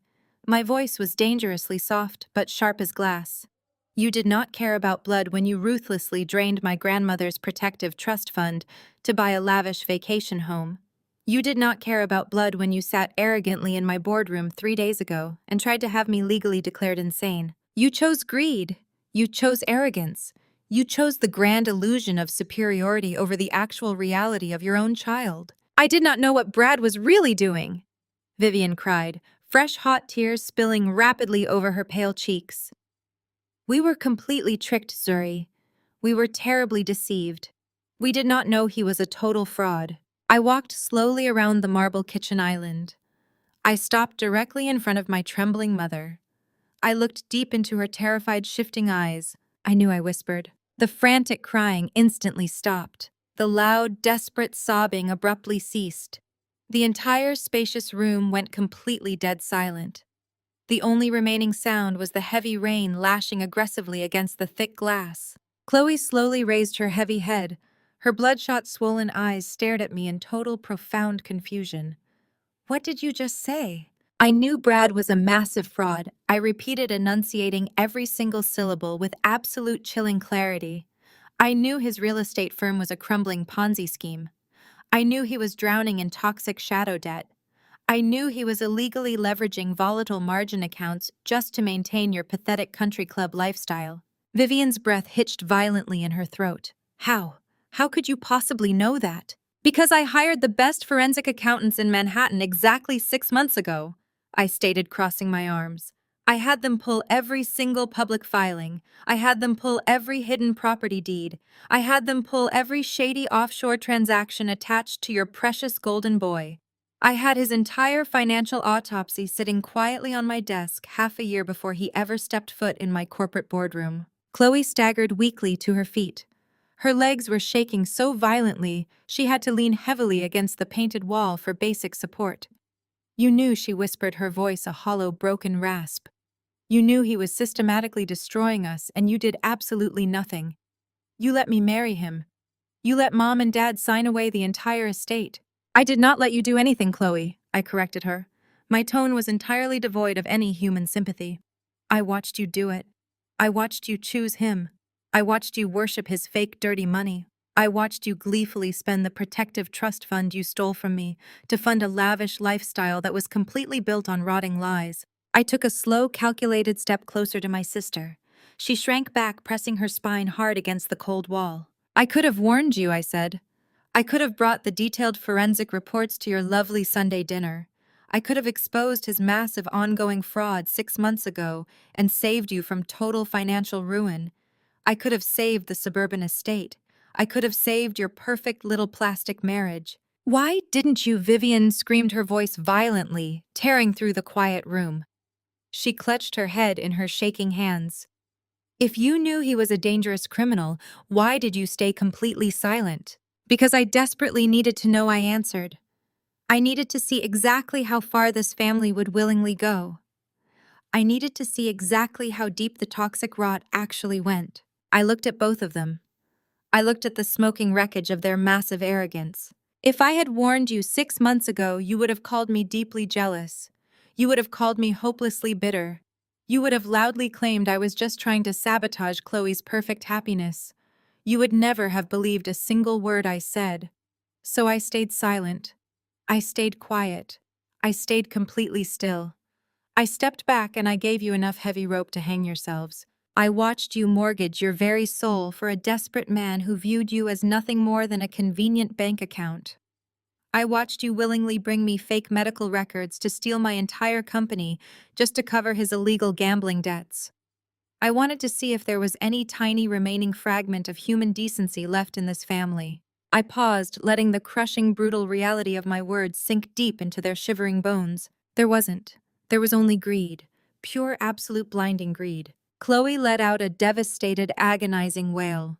It was a terrible sound of pure, profound agony. She finally realized the fatal trap had not been set by Brad. The fatal trap had been built entirely by her own vanity, and I had simply locked the heavy door right behind her. "You are a complete monster!" Vivian whispered, backing away from me as if I were a dangerous physical threat.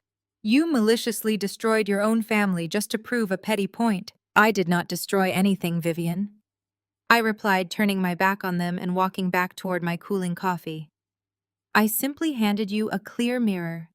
You completely destroyed yourselves. Now get out of my penthouse before I call my security team and have you arrested for criminal trespassing." They did not say another word. The heavy silence of their absolute defeat filled the space as they turned and dragged themselves toward the private elevator. The heavy steel doors slid shut, cutting off my view of their ruined, tear-stained faces. I stood in my quiet penthouse, listening to the relentless rain against the glass, and allowed myself a single deep breath. The 72-hour eviction notice Marcus received from the bank was a ticking time bomb. I knew exactly how long it would take for their toxic pride to completely dissolve into pure survival instinct. It took exactly 68 hours. On Thursday morning, Desmond's private office line rang. It was Marcus. He did not yell. He did not demand. He simply begged for a meeting.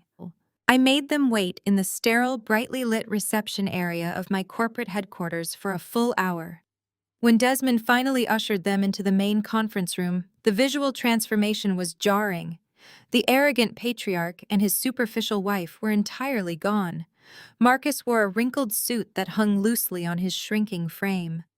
Vivian looked 10 years older, her usually perfect hair flat and lifeless, her designer handbag replaced by the tight, anxious clutching of her own trembling hands.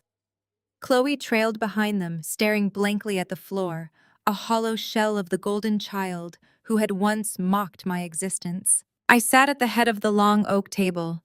I did not stand to greet them. I did not offer them water. I simply watched them take their seats like prisoners awaiting a final verdict. "You called me Marcus," I said, keeping my voice perfectly flat and devoid of any familial warmth. "You have exactly 10 minutes before my next executive briefing. Make it count." Marcus swallowed hard. His Adam's apple bobbed in his throat. He looked at Vivian, desperately seeking the support she could no longer provide. "The bank is taking the house tomorrow morning, Zuri." He whispered the words, scraping against his dry throat. "They are locking the gates. The shadow lenders have frozen Chloe's remaining accounts. They are threatening to file federal fraud charges against her by Monday. We have absolutely nowhere to go. We have absolutely nothing left." I let his pathetic confession hang in the cold air of the conference room. I wanted them to hear their own absolute failure. I wanted the reality of their self-inflicted destruction to echo loudly in their ears. "You came here expecting a bailout," I stated, leaning back in my leather chair. "You expect me to write a blank check to cover the millions of dollars you willingly threw into a massive criminal fraud." "Please, Zuri," Vivian pleaded, her voice cracking as fresh tears pooled in her exhausted eyes. "We are begging you. You are our only hope. If you do not help us, your sister will go to federal prison. Your father and I will be homeless. We will lose everything we spent our entire lives building." "You lost what you built the moment you decided to steal my trust fund to finance a con artist," I corrected her sharply. "You did not lose your empire to bad luck, Vivian. You lost it to your own blinding, suffocating greed." Chloe kept her eyes glued to the polished wood of the table. She did not have the strength to utter a single word of defense. She was completely broken, drowning in a multi-million-dollar nightmare created by the husband she thought made her superior to me. I reached into my briefcase and pulled out a thick stack of legal documents. I slid them slowly across the smooth table. They stopped exactly in front of Marcus. "I am not giving you a bailout," I announced, my voice cutting through their quiet, desperate sobbing. "I am giving you a business transaction." Marcus stared at the thick stack of papers. His trembling hands hesitated before reaching out to touch them. "What is this?"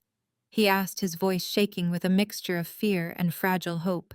"It is a lifeline," I replied coldly, "but it comes with my absolute terms. I will personally purchase the estate from Sterling Financial today. I will pay off the primary and secondary mortgages entirely in cash. The bank will immediately halt the foreclosure proceedings. You and Vivian will not be thrown onto the street tomorrow morning." Vivian let out a loud, shuddering gasp of relief. She covered her face with her hands, crying violently into her palms. "Oh, thank God," she sobbed. "Thank you, Zuri, thank you." I held up a single sharp finger, instantly silencing her performance. "I am not finished, Vivian. I am buying the estate. It will be placed entirely in my name under my corporate holding company. You will no longer be the wealthy owners of a suburban mansion. You will be my legal tenants. You will sign an ironclad lease agreement, and you will reside there under my strict, non-negotiable rules." Marcus flinched, as if I had struck him physically. The realization that he would be living as a guest in his own former kingdom was a brutal blow to his towering ego. But he had absolutely no leverage to fight back. He nodded slowly, his eyes dropping back to the documents. Furthermore, I continued, shifting my gaze to my shattered sister. "I will authorize a direct payment to the shadow lenders to cover the immediate baseline of Chloe's fraudulent debt. It will stop the federal criminal charges from being filed on Monday. It will keep you out of a prison cell, Chloe. But you will spend the rest of your natural life working to pay back the remaining balance. I am giving you your freedom, not a free pass." Chloe looked up at me. Her bloodshot eyes were wide with shock. She nodded, frantically, tears streaming down her pale cheeks. "I will do anything, Zuri. I swear to you, I will sign whatever you want. I just do not want to go to jail." "Then read the final clause," I instructed, gesturing toward the last page of the contract. Marcus flipped to the back of the document. He scanned the dense legal text. His eyes suddenly widened in sheer, unadulterated horror. He looked up at me, his face turning an ashen, sickly gray. "Zuri, you cannot be serious," he whispered, his voice trembling with a brand new kind of panic. "You cannot ask us to do this." "What is it?" Vivian demanded, leaning over to read the paper. Her eyes darted rapidly across the page. When she reached the final paragraph, she gasped, as if the air had been violently punched out of her lungs. "No, no, absolutely not. We will not do this. This is completely humiliating." The clause was simple. It was the absolute core of my entire offer. "I will not execute these transfers in a quiet private office," I stated, my voice ringing with total, undeniable authority. "I will not save you in the shadows so you can continue to pretend you are a perfect, flawless family. If you want my money, if you want my protection, we will hold a formal public property signing ceremony." I leaned forward, making sure they felt the heavy, crushing weight of my demand. "And you will invite the entire extended family. You will invite Uncle George. You will invite Aunt Patricia. You will invite every single cousin, niece, and nephew who sat in your lavish living room 3 years ago and laughed while you called me a worthless disappointment. You will invite every relative who cheered when you threw me out into the freezing rain." Vivian shook her head frantically. "Zuri, please, they respect your father. They look up to us. If we do this, if we sign these papers in front of them, they will know we are bankrupt. They will know we lost everything. They will know we are living on your charity. It will completely destroy our reputation. Your reputation was built on a foundation of stolen money and malicious lies." I snapped back, my patience entirely exhausted. "You wanted an audience when you threw me away, Vivian. You wanted a crowd when you publicly branded me a failure. You made sure the entire family was there to witness my absolute destruction. Now they are going to be there to witness yours." I stood up from my chair, towering over them. "Those are my terms. You will invite them to the estate this Sunday. You will stand in front of the very people you poisoned against me, and you will sign away your kingdom. You will publicly admit that the daughter you discarded is the only reason you are not sleeping on a park bench. If you refuse, I will shred these documents right now, and you can pack your bags for the homeless shelter." The silence in the room was absolute. It was the sound of complete, total surrender. Marcus looked at the documents. He looked at his crying wife. He looked at his terrified, debt-ridden daughter. He had no moves left to play. The Grand Patriarch had been entirely defeated. He reached into his jacket pocket, pulled out a silver pen, and placed it gently on top of the contract. "We will make the calls," he whispered, his voice barely audible. "We will invite them." "Excellent," I replied, picking up my briefcase. "Desmond will finalize the escrow accounts this afternoon. I will see you on Sunday." I turned and walked out of the conference room without a single backward glance, leaving them to sit in the ruins of their own making. The sweet metallic taste of absolute justice lingered perfectly on my tongue. The execution was scheduled, and the audience was officially booked. I arrived back at my penthouse and walked straight through the spacious master bedroom. I pushed open the heavy double doors leading into my massive custom-built walk-in closet. The motion sensor lights flickered on, illuminating rows of designer garments, pristine shoes, and immaculate accessories. I bypassed the soft, casual wear. I bypassed the elegant evening gowns. I walked directly to the section holding my tailored business attire. I ran my fingertips over the crisp, sharp fabrics. I needed something that projected absolute, impenetrable power. I needed armor. I needed the visual representation of a woman who had conquered her demons and bought the very ground her enemies walked on. I pulled out a stunning, razor-sharp crimson suit. It was bold. It was ruthless. It was the exact color of victory. I held it up to the mirror, staring at the fierce, unbroken woman reflecting back at me. I smiled a cold, calculated smile. The final game was officially about to begin. Sunday afternoon arrived with a crisp, bitter chill that perfectly matched the atmosphere waiting inside my parents' sprawling suburban estate. My private driver pulled through the towering iron gates and navigated the long, winding driveway. The circular motor court was already packed with a fleet of expensive luxury vehicles belonging to my extended family. They had all come.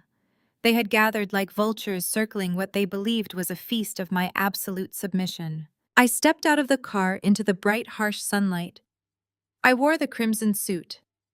The sharp, tailored lines of the fabric felt like a suit of armor forged in cold blood. Desmond stepped out from the other side of the vehicle holding two heavy leather briefcases. We walked up the wide stone steps together. I did not bother knocking. I reached out and pushed the heavy mahogany double doors wide open. The grand, formal living room was buzzing with the loud, confident chatter of people who believed they were entirely superior. Aunts, uncles, and cousins stood in small, clustered groups, holding crystal champagne flutes and delicate appetizers. The air smelled of expensive perfume and roasted lamb. It was the exact same nauseating display of manufactured wealth that I had endured for my entire childhood. The moment my crimson heels clicked against the polished marble floor, the conversation in the room abruptly died. Every single head turned to look at me, too. Aunt Patricia was the first to break the suffocating silence. She stepped forward wearing a bright, fake smile that did absolutely nothing to hide the condescension in her eyes. "Zuri," she cooed, walking toward me with her arms outstretched. "Look at you. We were so surprised when Vivian told us you were coming.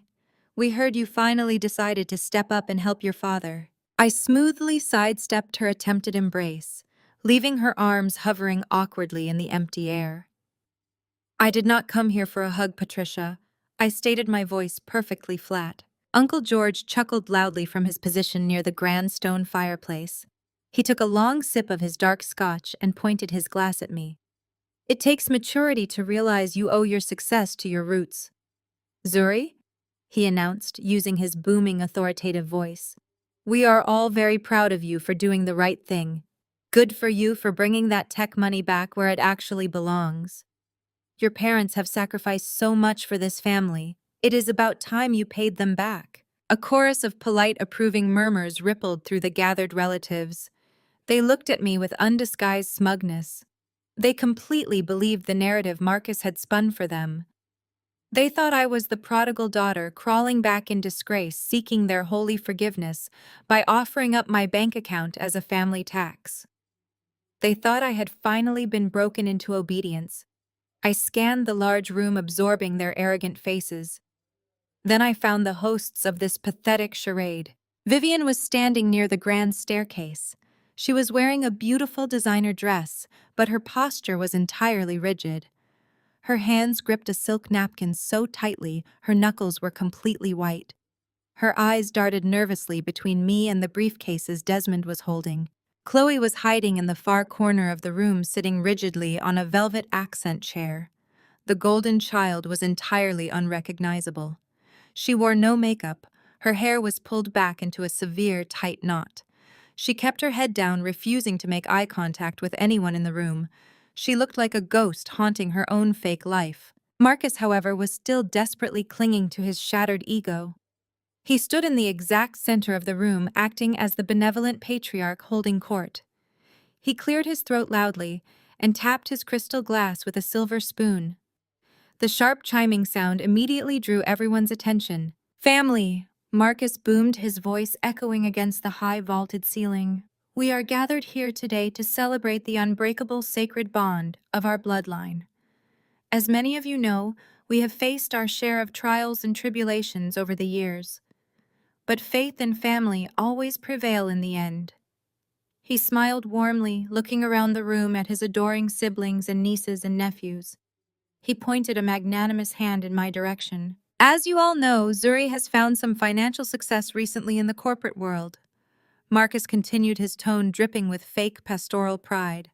"And like a lost sheep finally returning to the flock, she has realized that worldly success means absolutely nothing without your family to share it with. She has generously decided to make a substantial financial contribution to the family estate. She has finally understood the true, undeniable value of family. Let us raise a glass to Zuri for finally learning her place among us." The relatives raised their glasses high in the air. To Zuri they echoed in unison. They smiled at me with pitying, triumphant expressions. They thought the grand rebellion was over. They thought the stubborn, difficult daughter had finally surrendered her power to the rightful patriarch. I stood absolutely still in my crimson suit, letting the applause wash over me. I waited until the very last clap faded into total silence. I handed my small clutch purse to Desmond. I took a slow, deliberate step into the exact center of the room, completely invading Marcus's space. "That was a truly beautiful speech, Marcus," I said. My voice was not loud, but it possessed a razor-sharp clarity that instantly commanded the entire room. It was eloquent. It was moving. But unfortunately, it is entirely fictional. The smiles instantly dropped from the faces of my extended family. Aunt Patricia frowned, her perfectly drawn eyebrows pulling together in deep confusion. "Zuri, do not be difficult," Patricia scolded, stepping forward. "Your father is graciously praising you. Just say thank you and accept his blessing." I turned my head and locked eyes with Patricia. Her condescending gaze faltered under the freezing weight of my stare. "My father is not praising me, Patricia," I replied, my tone dropping the temperature in the room by 10 degrees. "My father is desperately trying to save his own face before I rip it completely off." Marcus turned a sickly shade of ash gray. "Zuri," he hissed through clenched teeth, taking a threatening step toward me. "We had a specific agreement. Do not do this." "We agreed to a public signing ceremony," I corrected him, stepping right into his personal space, refusing to back down a single inch. "I never agreed to let you tell a room full of arrogant enablers that I'm here to grovel. I am not making a charitable contribution to this family. I am executing a hostile takeover of your entire lives." I turned away from his terrified face and faced the crowd of bewildered relatives. "My parents did not invite you here today to celebrate family," I announced, my voice slicing through the heavy tension. "They invited you here because I placed a metaphorical gun to their heads and gave them absolutely no other choice." Uncle George lowered his glass of scotch, his face reddening with sudden anger.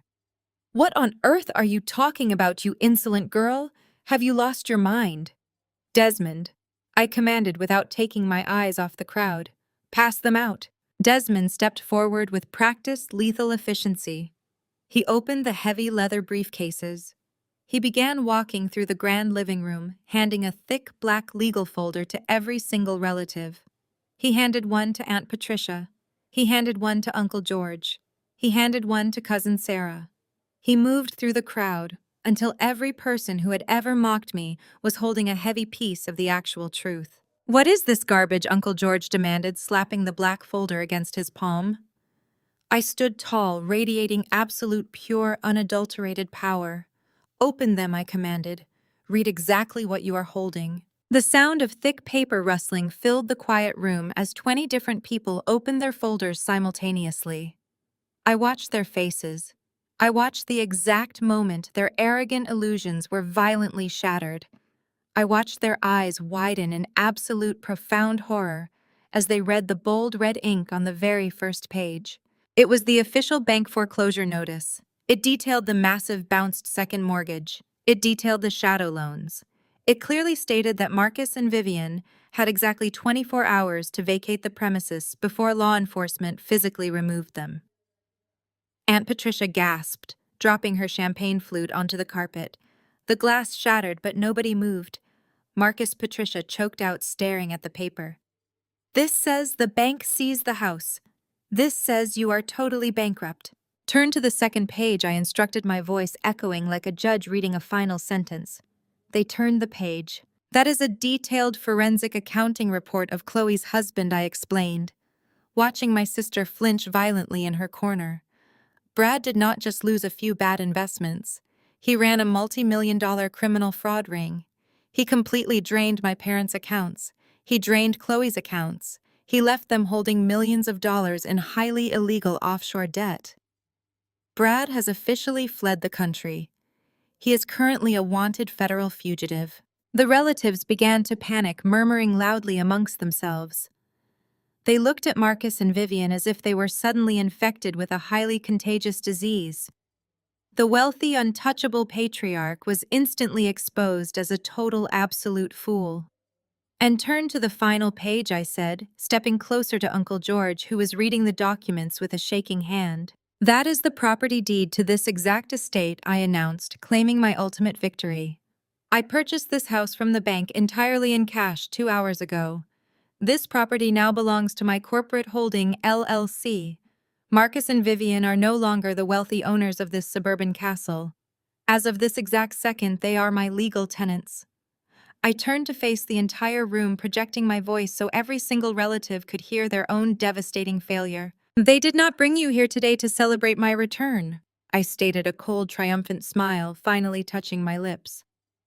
"They brought you here to publicly sign a rental lease agreement, so I do not throw them onto the street. They brought you here so you could all personally witness the absolute truth. You called me a disappointment. You called me a failure. You threw me away because I did not fit your pathetic fake narrative of success." I paused, letting the absolute silence ring in their ears. "And now I literally own the roof over their heads. I own their debts. I own their future. I hold absolute total power over the very people who tried to destroy me." I looked at Marcus, who was staring at his shoes, tears of absolute humiliation finally falling down his wrinkled face. I looked at Vivian, who was sobbing silently into her hands. I looked at Chloe, who was entirely broken. "Desmond," I said softly, never breaking eye contact with my defeated father. "Bring me the lease agreement. It is time for them to sign." Desmond stepped forward from the shadows of the grand living room. He did not hand Marcus a standard residential lease. Instead, he dropped a massive, heavily bound legal ledger directly onto the glass coffee table in front of my parents. The thick stack of papers hit the glass with a resounding, heavy thud. He placed a single, sleek black pen precisely in the center of the document. "Sign it," I commanded. My voice was quiet, but it carried the unyielding weight of an executioner's gavel. Marcus stared at the pen as if it were a venomous snake. His hands shook violently. He looked up at the gathered relatives, expecting someone to intervene. He expected his brothers and sisters to rush forward and protect the sacred patriarch of the family. Nobody moved. I turned my attention away from my pathetic father and faced the crowd of whispering relatives. They were clutching their black folders, staring at me with a mixture of profound shock and rising terror. "Flip to the final section of your folders," I instructed the room. The tone of my voice left absolutely no room for negotiation. "Turn to the pages marked with the red tabs." The sound of thick paper rustling filled the high vaulted living room. 20 different people simultaneously flipped to the back of their legal packets. I watched their faces closely. I wanted to witness the exact second the grand illusion of our family's suburban prestige completely evaporated. "You are looking at the certified bank statements of the Harrington Family Trust," I announced. I paced slowly across the polished marble floor, projecting my voice so it bounced off the expensive artwork lining the walls. "You are looking at wire transfers, cash withdrawals, and offshore routing numbers.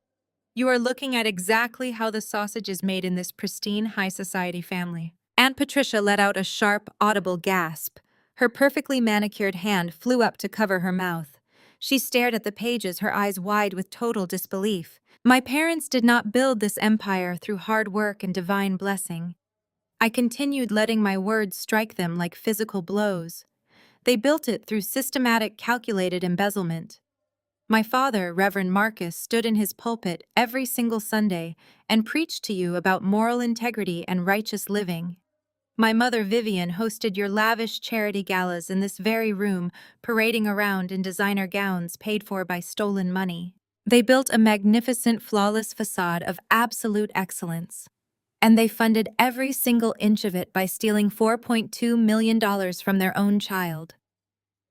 The silence that followed was deafening. It was the sound of a perfectly constructed reality crashing violently into the ground. Uncle George was the first to break the tension. His face turned a deep mottled shade of crimson. He threw his black folder down onto a nearby velvet sofa and marched directly toward Marcus. "You stole from her, George," roared his booming voice, shaking the crystal chandeliers above us. "You stood in my living room last Thanksgiving and told me Zuri had recklessly squandered her entire inheritance. You sat at my dinner table and told me she was mentally unstable and financially illiterate. You lied to my face." Marcus flinched, pressing himself backward into the sofa cushions. "George, please," he stammered, holding up his shaking hands. "You do not understand the full context. It was a temporary reallocation of family assets. I was protecting the money. I was trying to grow our wealth through Brad's firm." "You are a common thief," Aunt Patricia shrieked, stepping forward to join the assault. Her polite aristocratic mask had entirely vanished, replaced by raw, vicious social panic. "You gave Brad our money. You convinced us to invest in his fraudulent real estate funds. You told us it was a guaranteed return." "Patricia, I had no idea Brad was a criminal," Vivian cried out, tears streaming down her carefully contoured face. "We lost everything too. We are victims in this." "You are not victims," Patricia snapped back, her voice dripping with pure disgust. "You are accomplices. The country club will find out about this. The entire congregation will find out. You have permanently disgraced this entire family name. You are an absolute humiliation." The dynamic in the room shifted with terrifying speed. The very people Marcus and Vivian had spent their entire lives trying to impress, the relatives they had desperately sought to dominate, were now tearing them apart. It was a feeding frenzy. They were opportunistic vultures turning on the weakest members of the flock to save their own social standing. Cousin Sarah pointed an accusing finger at Vivian. "You looked down on us for years," she shouted. "You criticized my house. You criticized my husband's job. And all this time you were living on stolen cash. You are a complete fraud, Vivian. You are nothing." The insults rained down on my parents. Liar, thief, disgrace, fraud. The words struck Marcus and Vivian repeatedly, stripping away their remaining dignity, leaving them exposed and completely defenseless. Uncle George suddenly turned away from Marcus and looked directly at me. His angry expression instantly morphed into a sickeningly sweet, accommodating smile. He realized with predatory quickness exactly who held the real power in the room. "Zuri," George said, taking a gentle conciliatory step toward me, "we are so profoundly sorry. We had absolutely no idea they were capable of such horrific deception." We were completely manipulated by your father. We always knew you were exceptionally bright. We always knew you were destined for greatness. If you need anything from the family moving forward, you just say the word. We are here to support you. I looked at Uncle George with absolute pure revulsion. The sheer hypocrisy of his rapid pivot made my stomach turn. Save your breath, George, I replied, my voice cracking like a whip. I remember exactly what you said to me 3 years ago. I remember you standing in this exact room laughing while my father threw me out into the freezing rain. You did not care about the truth then, and you do not care about the truth now. You are all parasites. You just realize the old host is dead, and you are desperately trying to latch onto the new one. I took a step forward, forcing George to back away. But I am not open for business, I stated, staring him down until he lowered his eyes in defeat. You are here to witness a transaction, nothing more. I turned my back on the pathetic crowd of relatives and focused entirely on Marcus. He was trembling violently, staring at the lease agreement on the coffee table. He looked at the black pen. He looked at my unyielding face. The great patriarch finally realized that his kingdom had fallen and it was never going back up. Sign the paper, Marcus, I commanded. Sign it or I will have security throw you out the front door in exactly 60 seconds. Marcus let out a broken, ragged sob. He slowly reached out with a shaking hand and picked up the pen. He leaned over the table, the fight completely drained from his body. He pressed the pen to the paper. Suddenly, a visceral, piercing scream shattered the room. Chloe exploded from her dark corner. The catatonic ghost was gone, replaced by a wild, desperate animal cornered and completely unhinged. She had watched her parents grovel. She had watched her wealthy aunts and uncles spit insults at her family. She had watched her entire identity, her status, her marriage, and her golden child illusion completely evaporate into thin air. She realized that signing that lease meant she was permanently trapped under my absolute control. You ruined everything, Chloe shrieked, sprinting directly toward me. Her hands were curled into claws, her face twisted into a mask of pure, violent rage. You did this to us! You planned all of this! I will kill you! She lunged forward, aiming her nails directly at my face. I did not flinch. I did not move a single muscle. Before Chloe could get within 3 feet of me, my security team reacted with terrifying, flawless precision. 2 massive men in black suits stepped smoothly out of the shadows.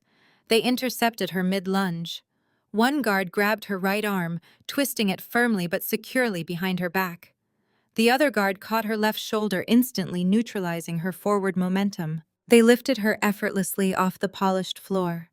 Chloe thrashed wildly, kicking her expensive shoes into the air, screaming obscenities and crying hysterically. "Let me go," she sobbed, her voice tearing at the seams. "Let me go. She ruined my life." I walked slowly toward my struggling sister, stopping just inches away from her flushed, tear-stained face. The security guards held her completely immobile. The entire room of relatives watched in stunned, breathless silence. "I did not ruin your life, Chloe," I said. My voice was a soft, cold whisper that cut effortlessly through her frantic screaming. I simply turned on the lights. You are the one who chose to live in the dark. I looked up from her panicked eyes and stared directly at Marcus. He was frozen pen hovering over the paper, terrified by the sudden violence. "Sign the document," Marcus, I ordered, "or my guards will carry her out first." Marcus stared at the thick black pen trembling in his hand as if it were a loaded weapon pointed directly at his chest. He looked at the hard, unforgiving faces of his brothers and sisters. He looked at Aunt Patricia, who had completely turned her back to him. He looked at Uncle George, who was staring at him with pure, unadulterated disgust. He realized in that exact agonizing second that his pristine kingdom was entirely gone.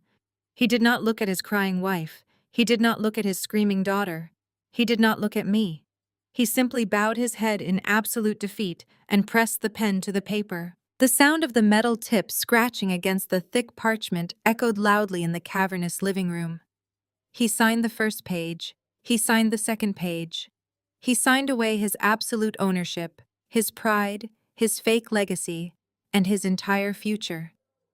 When he finally dropped the pen, It clattered loudly against the glass coffee table. Marcus collapsed backward into the velvet cushions, looking 10 years older, his chest heaving with silent, ragged sobs. "Release her," I commanded my security guards. The two massive men in black suits instantly let go of my sister. Chloe dropped to the marble floor like a broken porcelain doll. She scrambled backward until her spine hit the grand staircase, pulling her knees tightly to her chest. She stared at the signed lease agreement with wide, terrified eyes.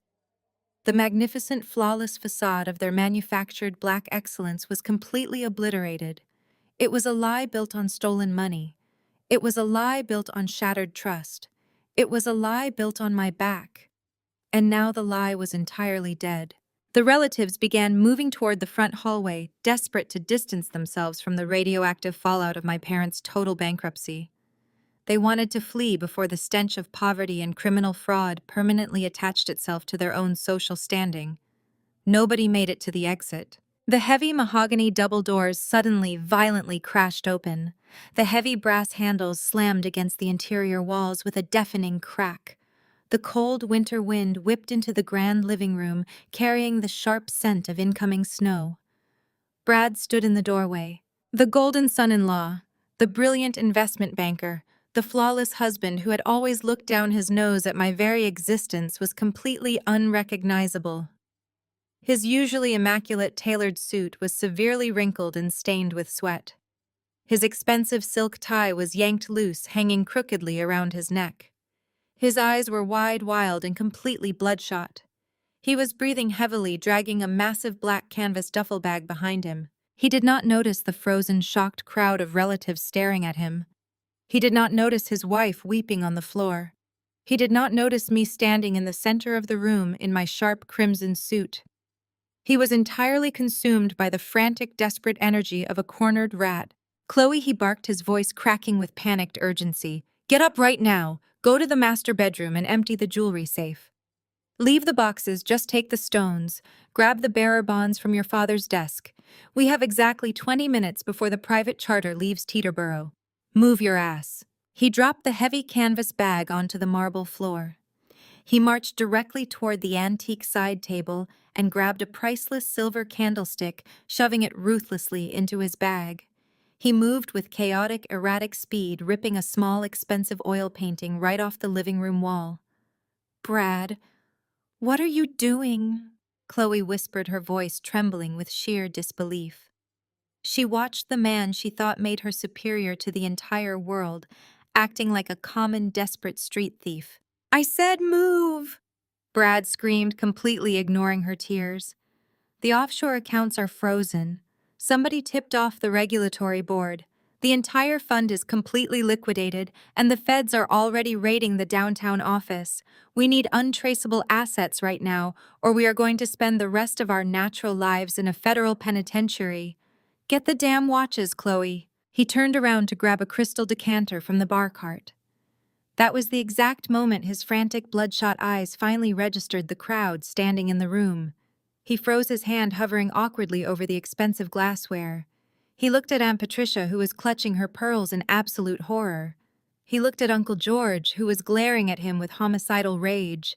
He looked at Marcus, who was still weeping silently on the sofa. Then his eyes finally locked onto me. The shock on his face instantly morphed into an ugly, toxic sneer. The aristocratic mask he had worn for 5 years melted away completely, revealing the vile, prejudiced monster hiding underneath. He dropped the crystal decanter, letting it shatter into 100 pieces across the floor. "What the hell is she doing here?" Brad demanded, pointing a shaking finger directly at my face. "Who let this ghetto trash into the house?" The room inhaled sharply. The ugly racial and classist undertones of his words hung violently in the air. He had always hated me. He had always viewed my darker skin, my independent nature, and my refusal to conform to their elitist country club standards as a permanent stain on their manufactured pedigree. "Get her out of here," Brad snarled, taking a threatening step toward me. "We do not have time for this unrefined street rat. This is exactly why your family is failing Marcus. You let this toxic ghetto embarrassment drag down the bloodline. She has no business standing in a house like this. She belongs in the gutter." I did not flinch. I did not raise my voice. I simply smiled a cold, terrifying smile that made him stop dead in his tracks. I belong exactly where I choose to stand. Brad, I replied, my voice perfectly smooth and lethal. And right now I am standing in my own living room. Brad blinked, his arrogant face twisting into deep confusion. What kind of delusional garbage are you talking about? I bought this house 2 hours ago, I explained, taking a slow, deliberate step toward him. Your massive, fraudulent debt triggered an immediate foreclosure. I paid the bank in cash. Marcus and Vivian just signed a lease agreement to become my tenants. They have absolutely nothing left, and neither do you.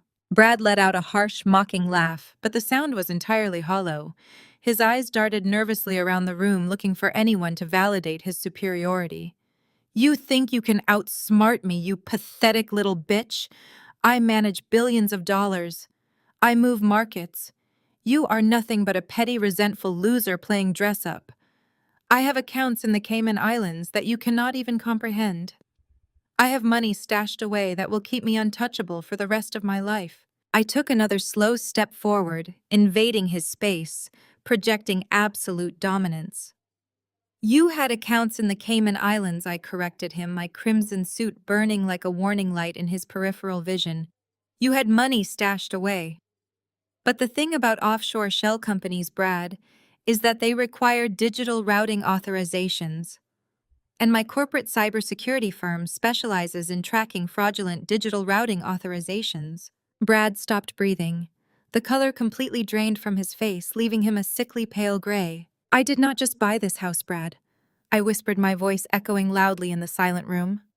I am the one who froze your offshore accounts. I am the one who submitted the forensic audit to the regulatory board this morning.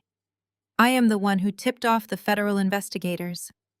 I systematically dismantled every single financial safety net you possessed while you were sleeping last night. You are completely, entirely broke. You lying bitch! Brad roared, his face contorting with sudden violent panic.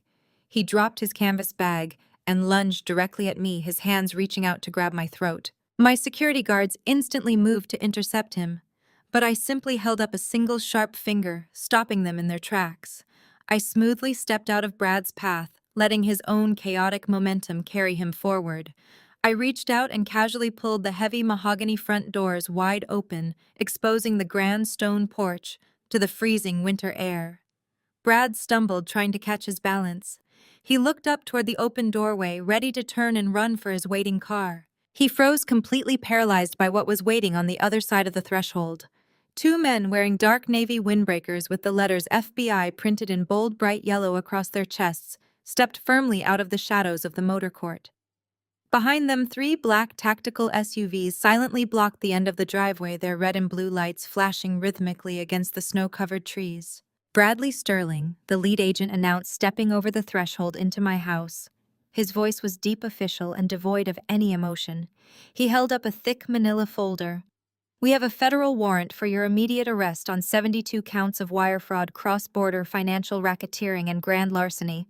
Brad stumbled backward, his mouth opening and closing without making a single sound. He looked at his crying wife. He looked at his defeated father-in-law. He looked at the heavy canvas bag of stolen silver lying uselessly on the marble floor. The brilliant, untouchable investment banker had been entirely outplayed, outmaneuvered, and utterly destroyed. Turn around and place your hands behind your back, the second agent ordered, pulling a pair of heavy steel handcuffs from his tactical belt. Brad did not fight them.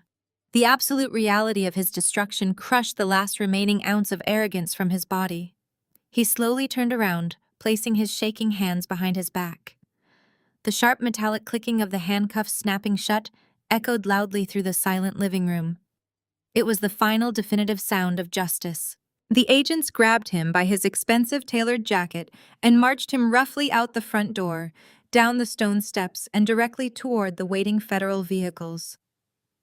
I stood in the open doorway, watching the red and blue lights reflect off the snow. The bitter winter wind blew past my face, but I did not feel the cold. I felt the warm, intoxicating heat of absolute total victory. The fake empire was burned to ash. The golden son-in-law was gone. The arrogant parents were my tenants. The audience of relatives had witnessed every single second of the brutal truth. I slowly turned around and faced the silent, terrified room. I smiled. If anyone else would like to leave, I announced, gesturing toward the open door. Now would be the perfect time. The absolute panic that swept through the room was a beautiful, chaotic masterpiece to witness.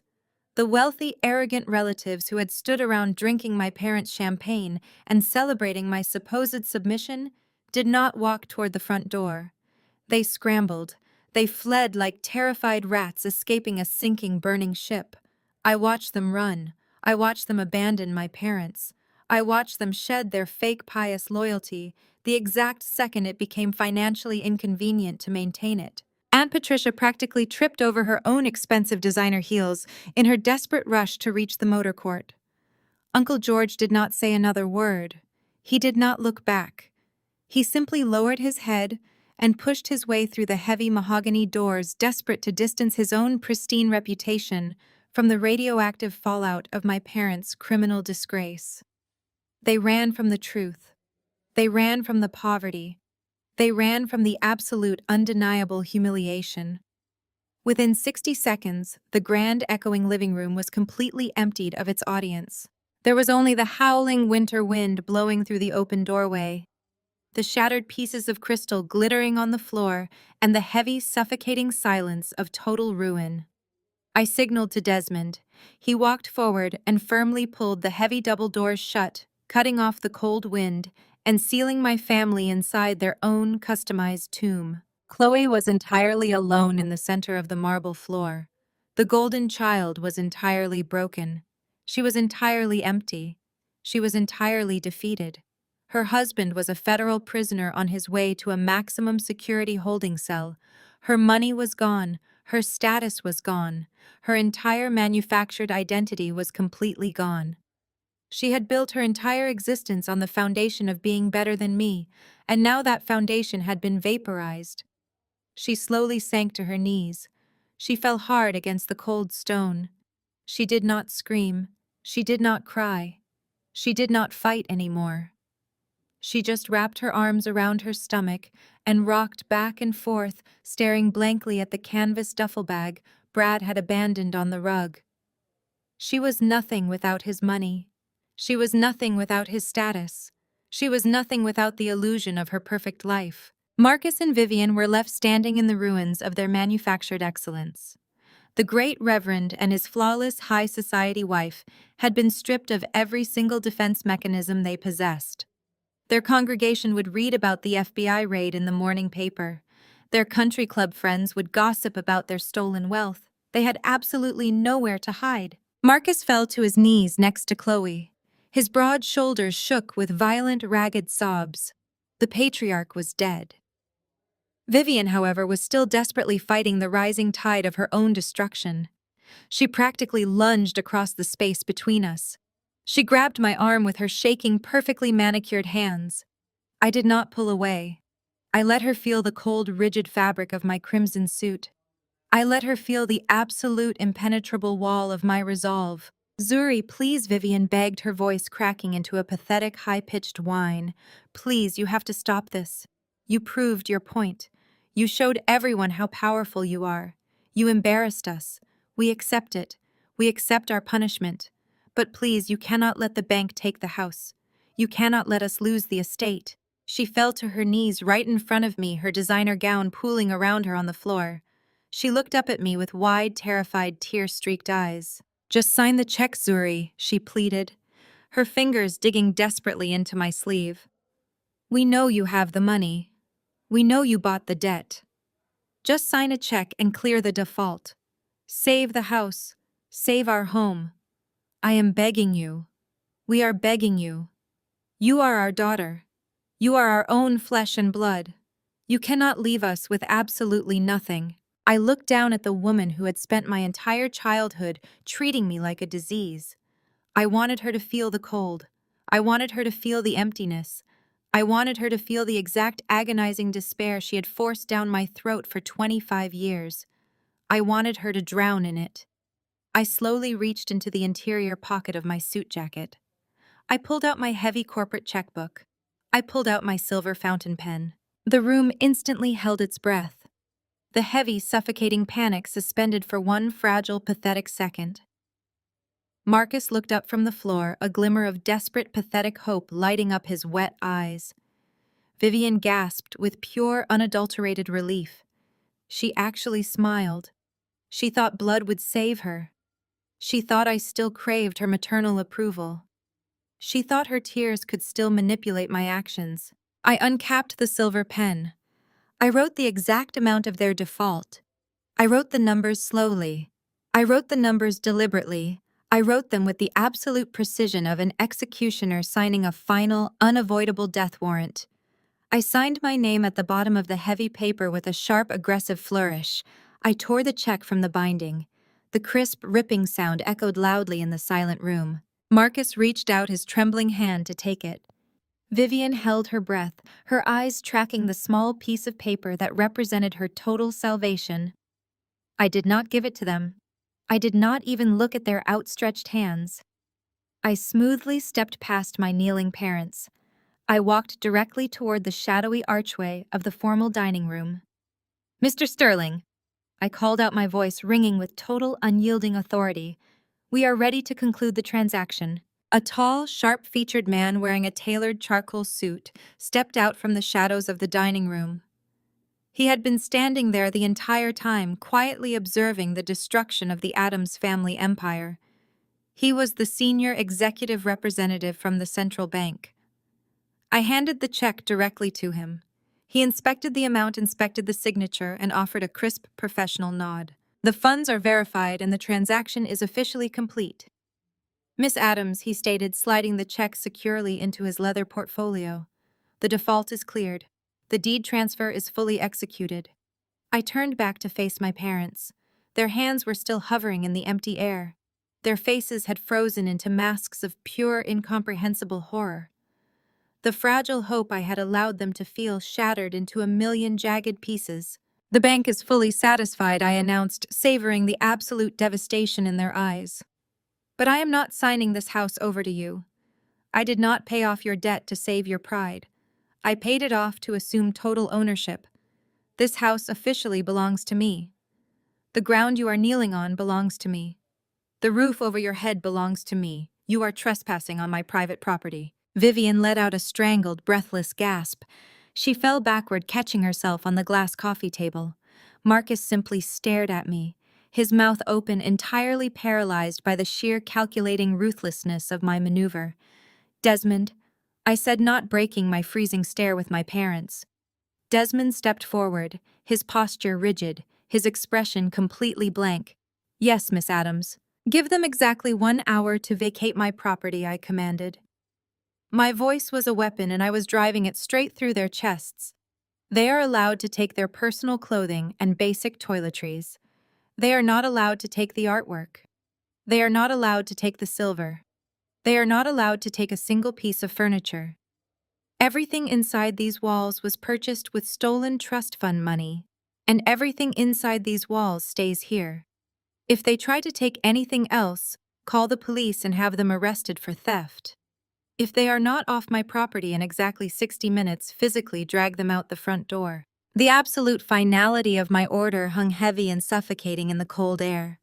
I was stripping them of their history. I was stripping them of their comfort. I was stripping them of the very last remnants of their fake, luxurious lives. "You leave with exactly what you brought into this world," I thought. "Nothing." Vivian suddenly snapped. The shock evaporated instantly, replaced by a hysterical, screaming rage. The elegant, refined, high society matron completely dissolved into a vicious, cornered animal.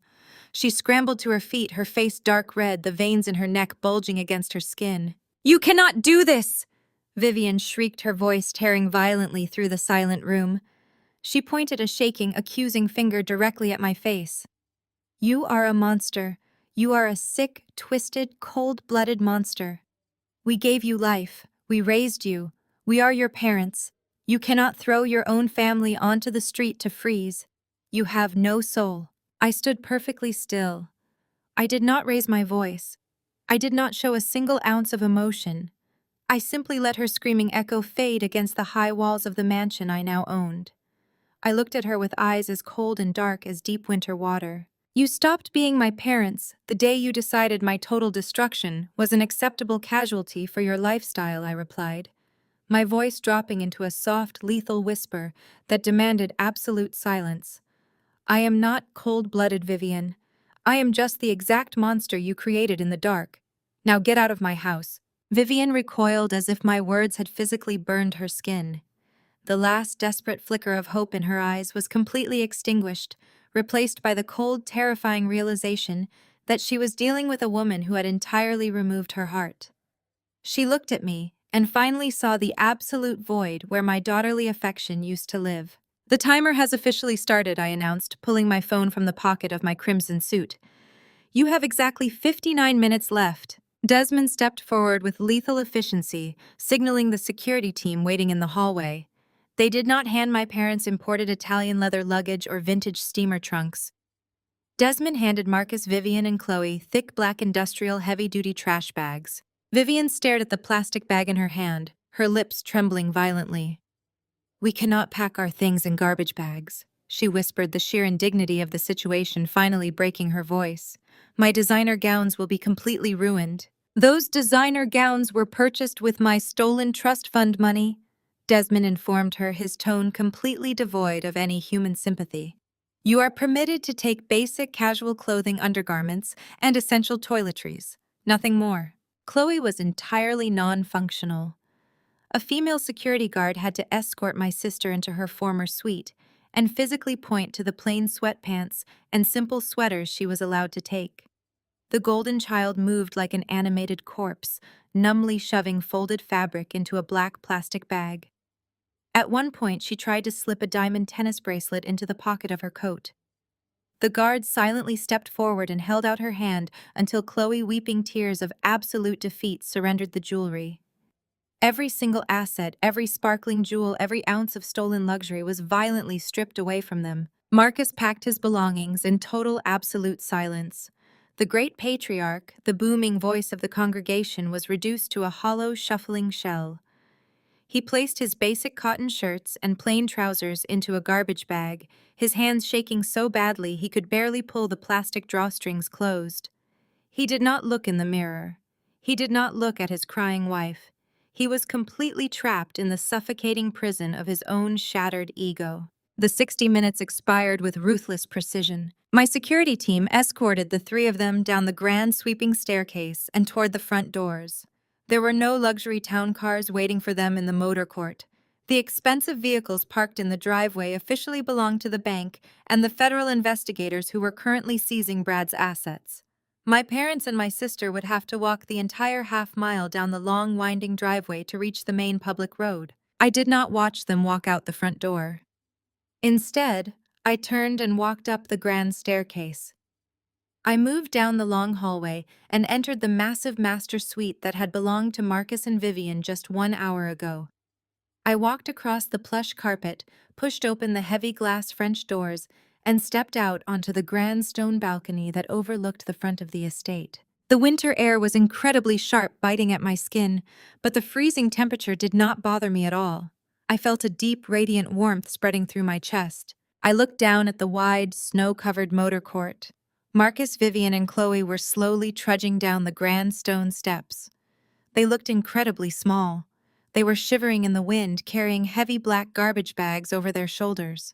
As I watched them walk away from the mansion, a sudden vivid memory flashed through my mind, perfectly mirroring the scene playing out below me. 3 years ago, it had been a torrential, freezing rainstorm. I was 21 years old, shivering violently on the front porch of this exact house. I remembered the heavy mahogany doors slamming shut in my face. I remembered the cruel, mocking laughter of my extended family, echoing from the warm living room.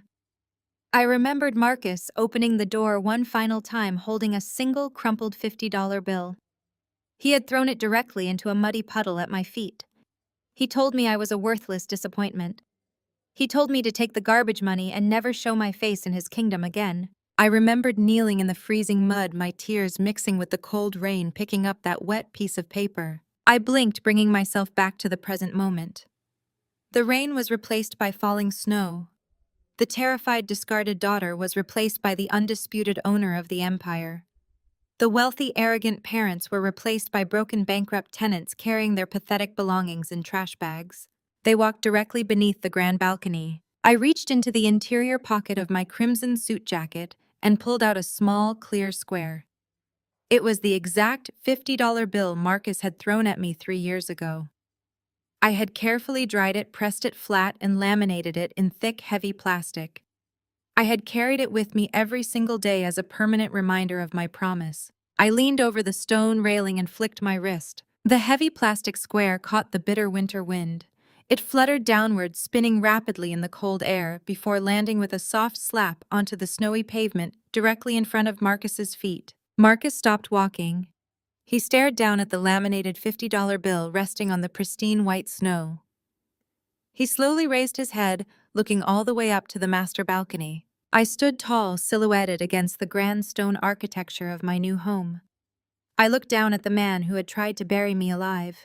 As promised, Marcus. I called down, my voice ringing with total, absolute crystal clarity in the crisp winter air. I am returning your rent money. Keep the change. Vivian looked up at me, her face twisting into a mask of pure, defeated agony. She opened her mouth to scream, to hurl one final desperate insult at the daughter who had conquered her, but absolutely no sound came out. She had nothing left to say. Marcus slowly lowered his head, his shoulders slumping under the crushing weight of his absolute ruin. He did not pick up the money.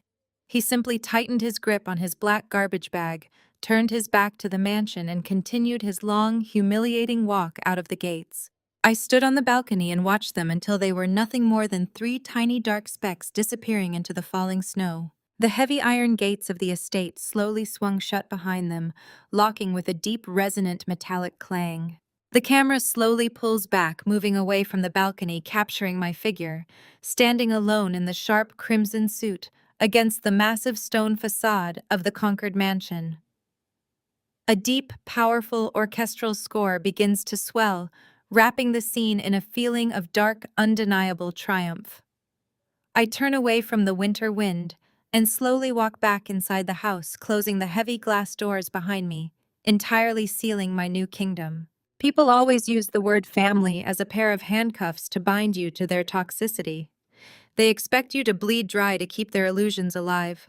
But the absolute truth is, you do not owe a single ounce of forgiveness to the people who purposely slashed your heart wide open. You do not owe loyalty to the monsters hiding behind shared blood. Sometimes the sweetest, most perfect revenge is not actively destroying them. It is simply stepping out of their way and letting them completely destroy themselves while you stand alone at the absolute peak looking down.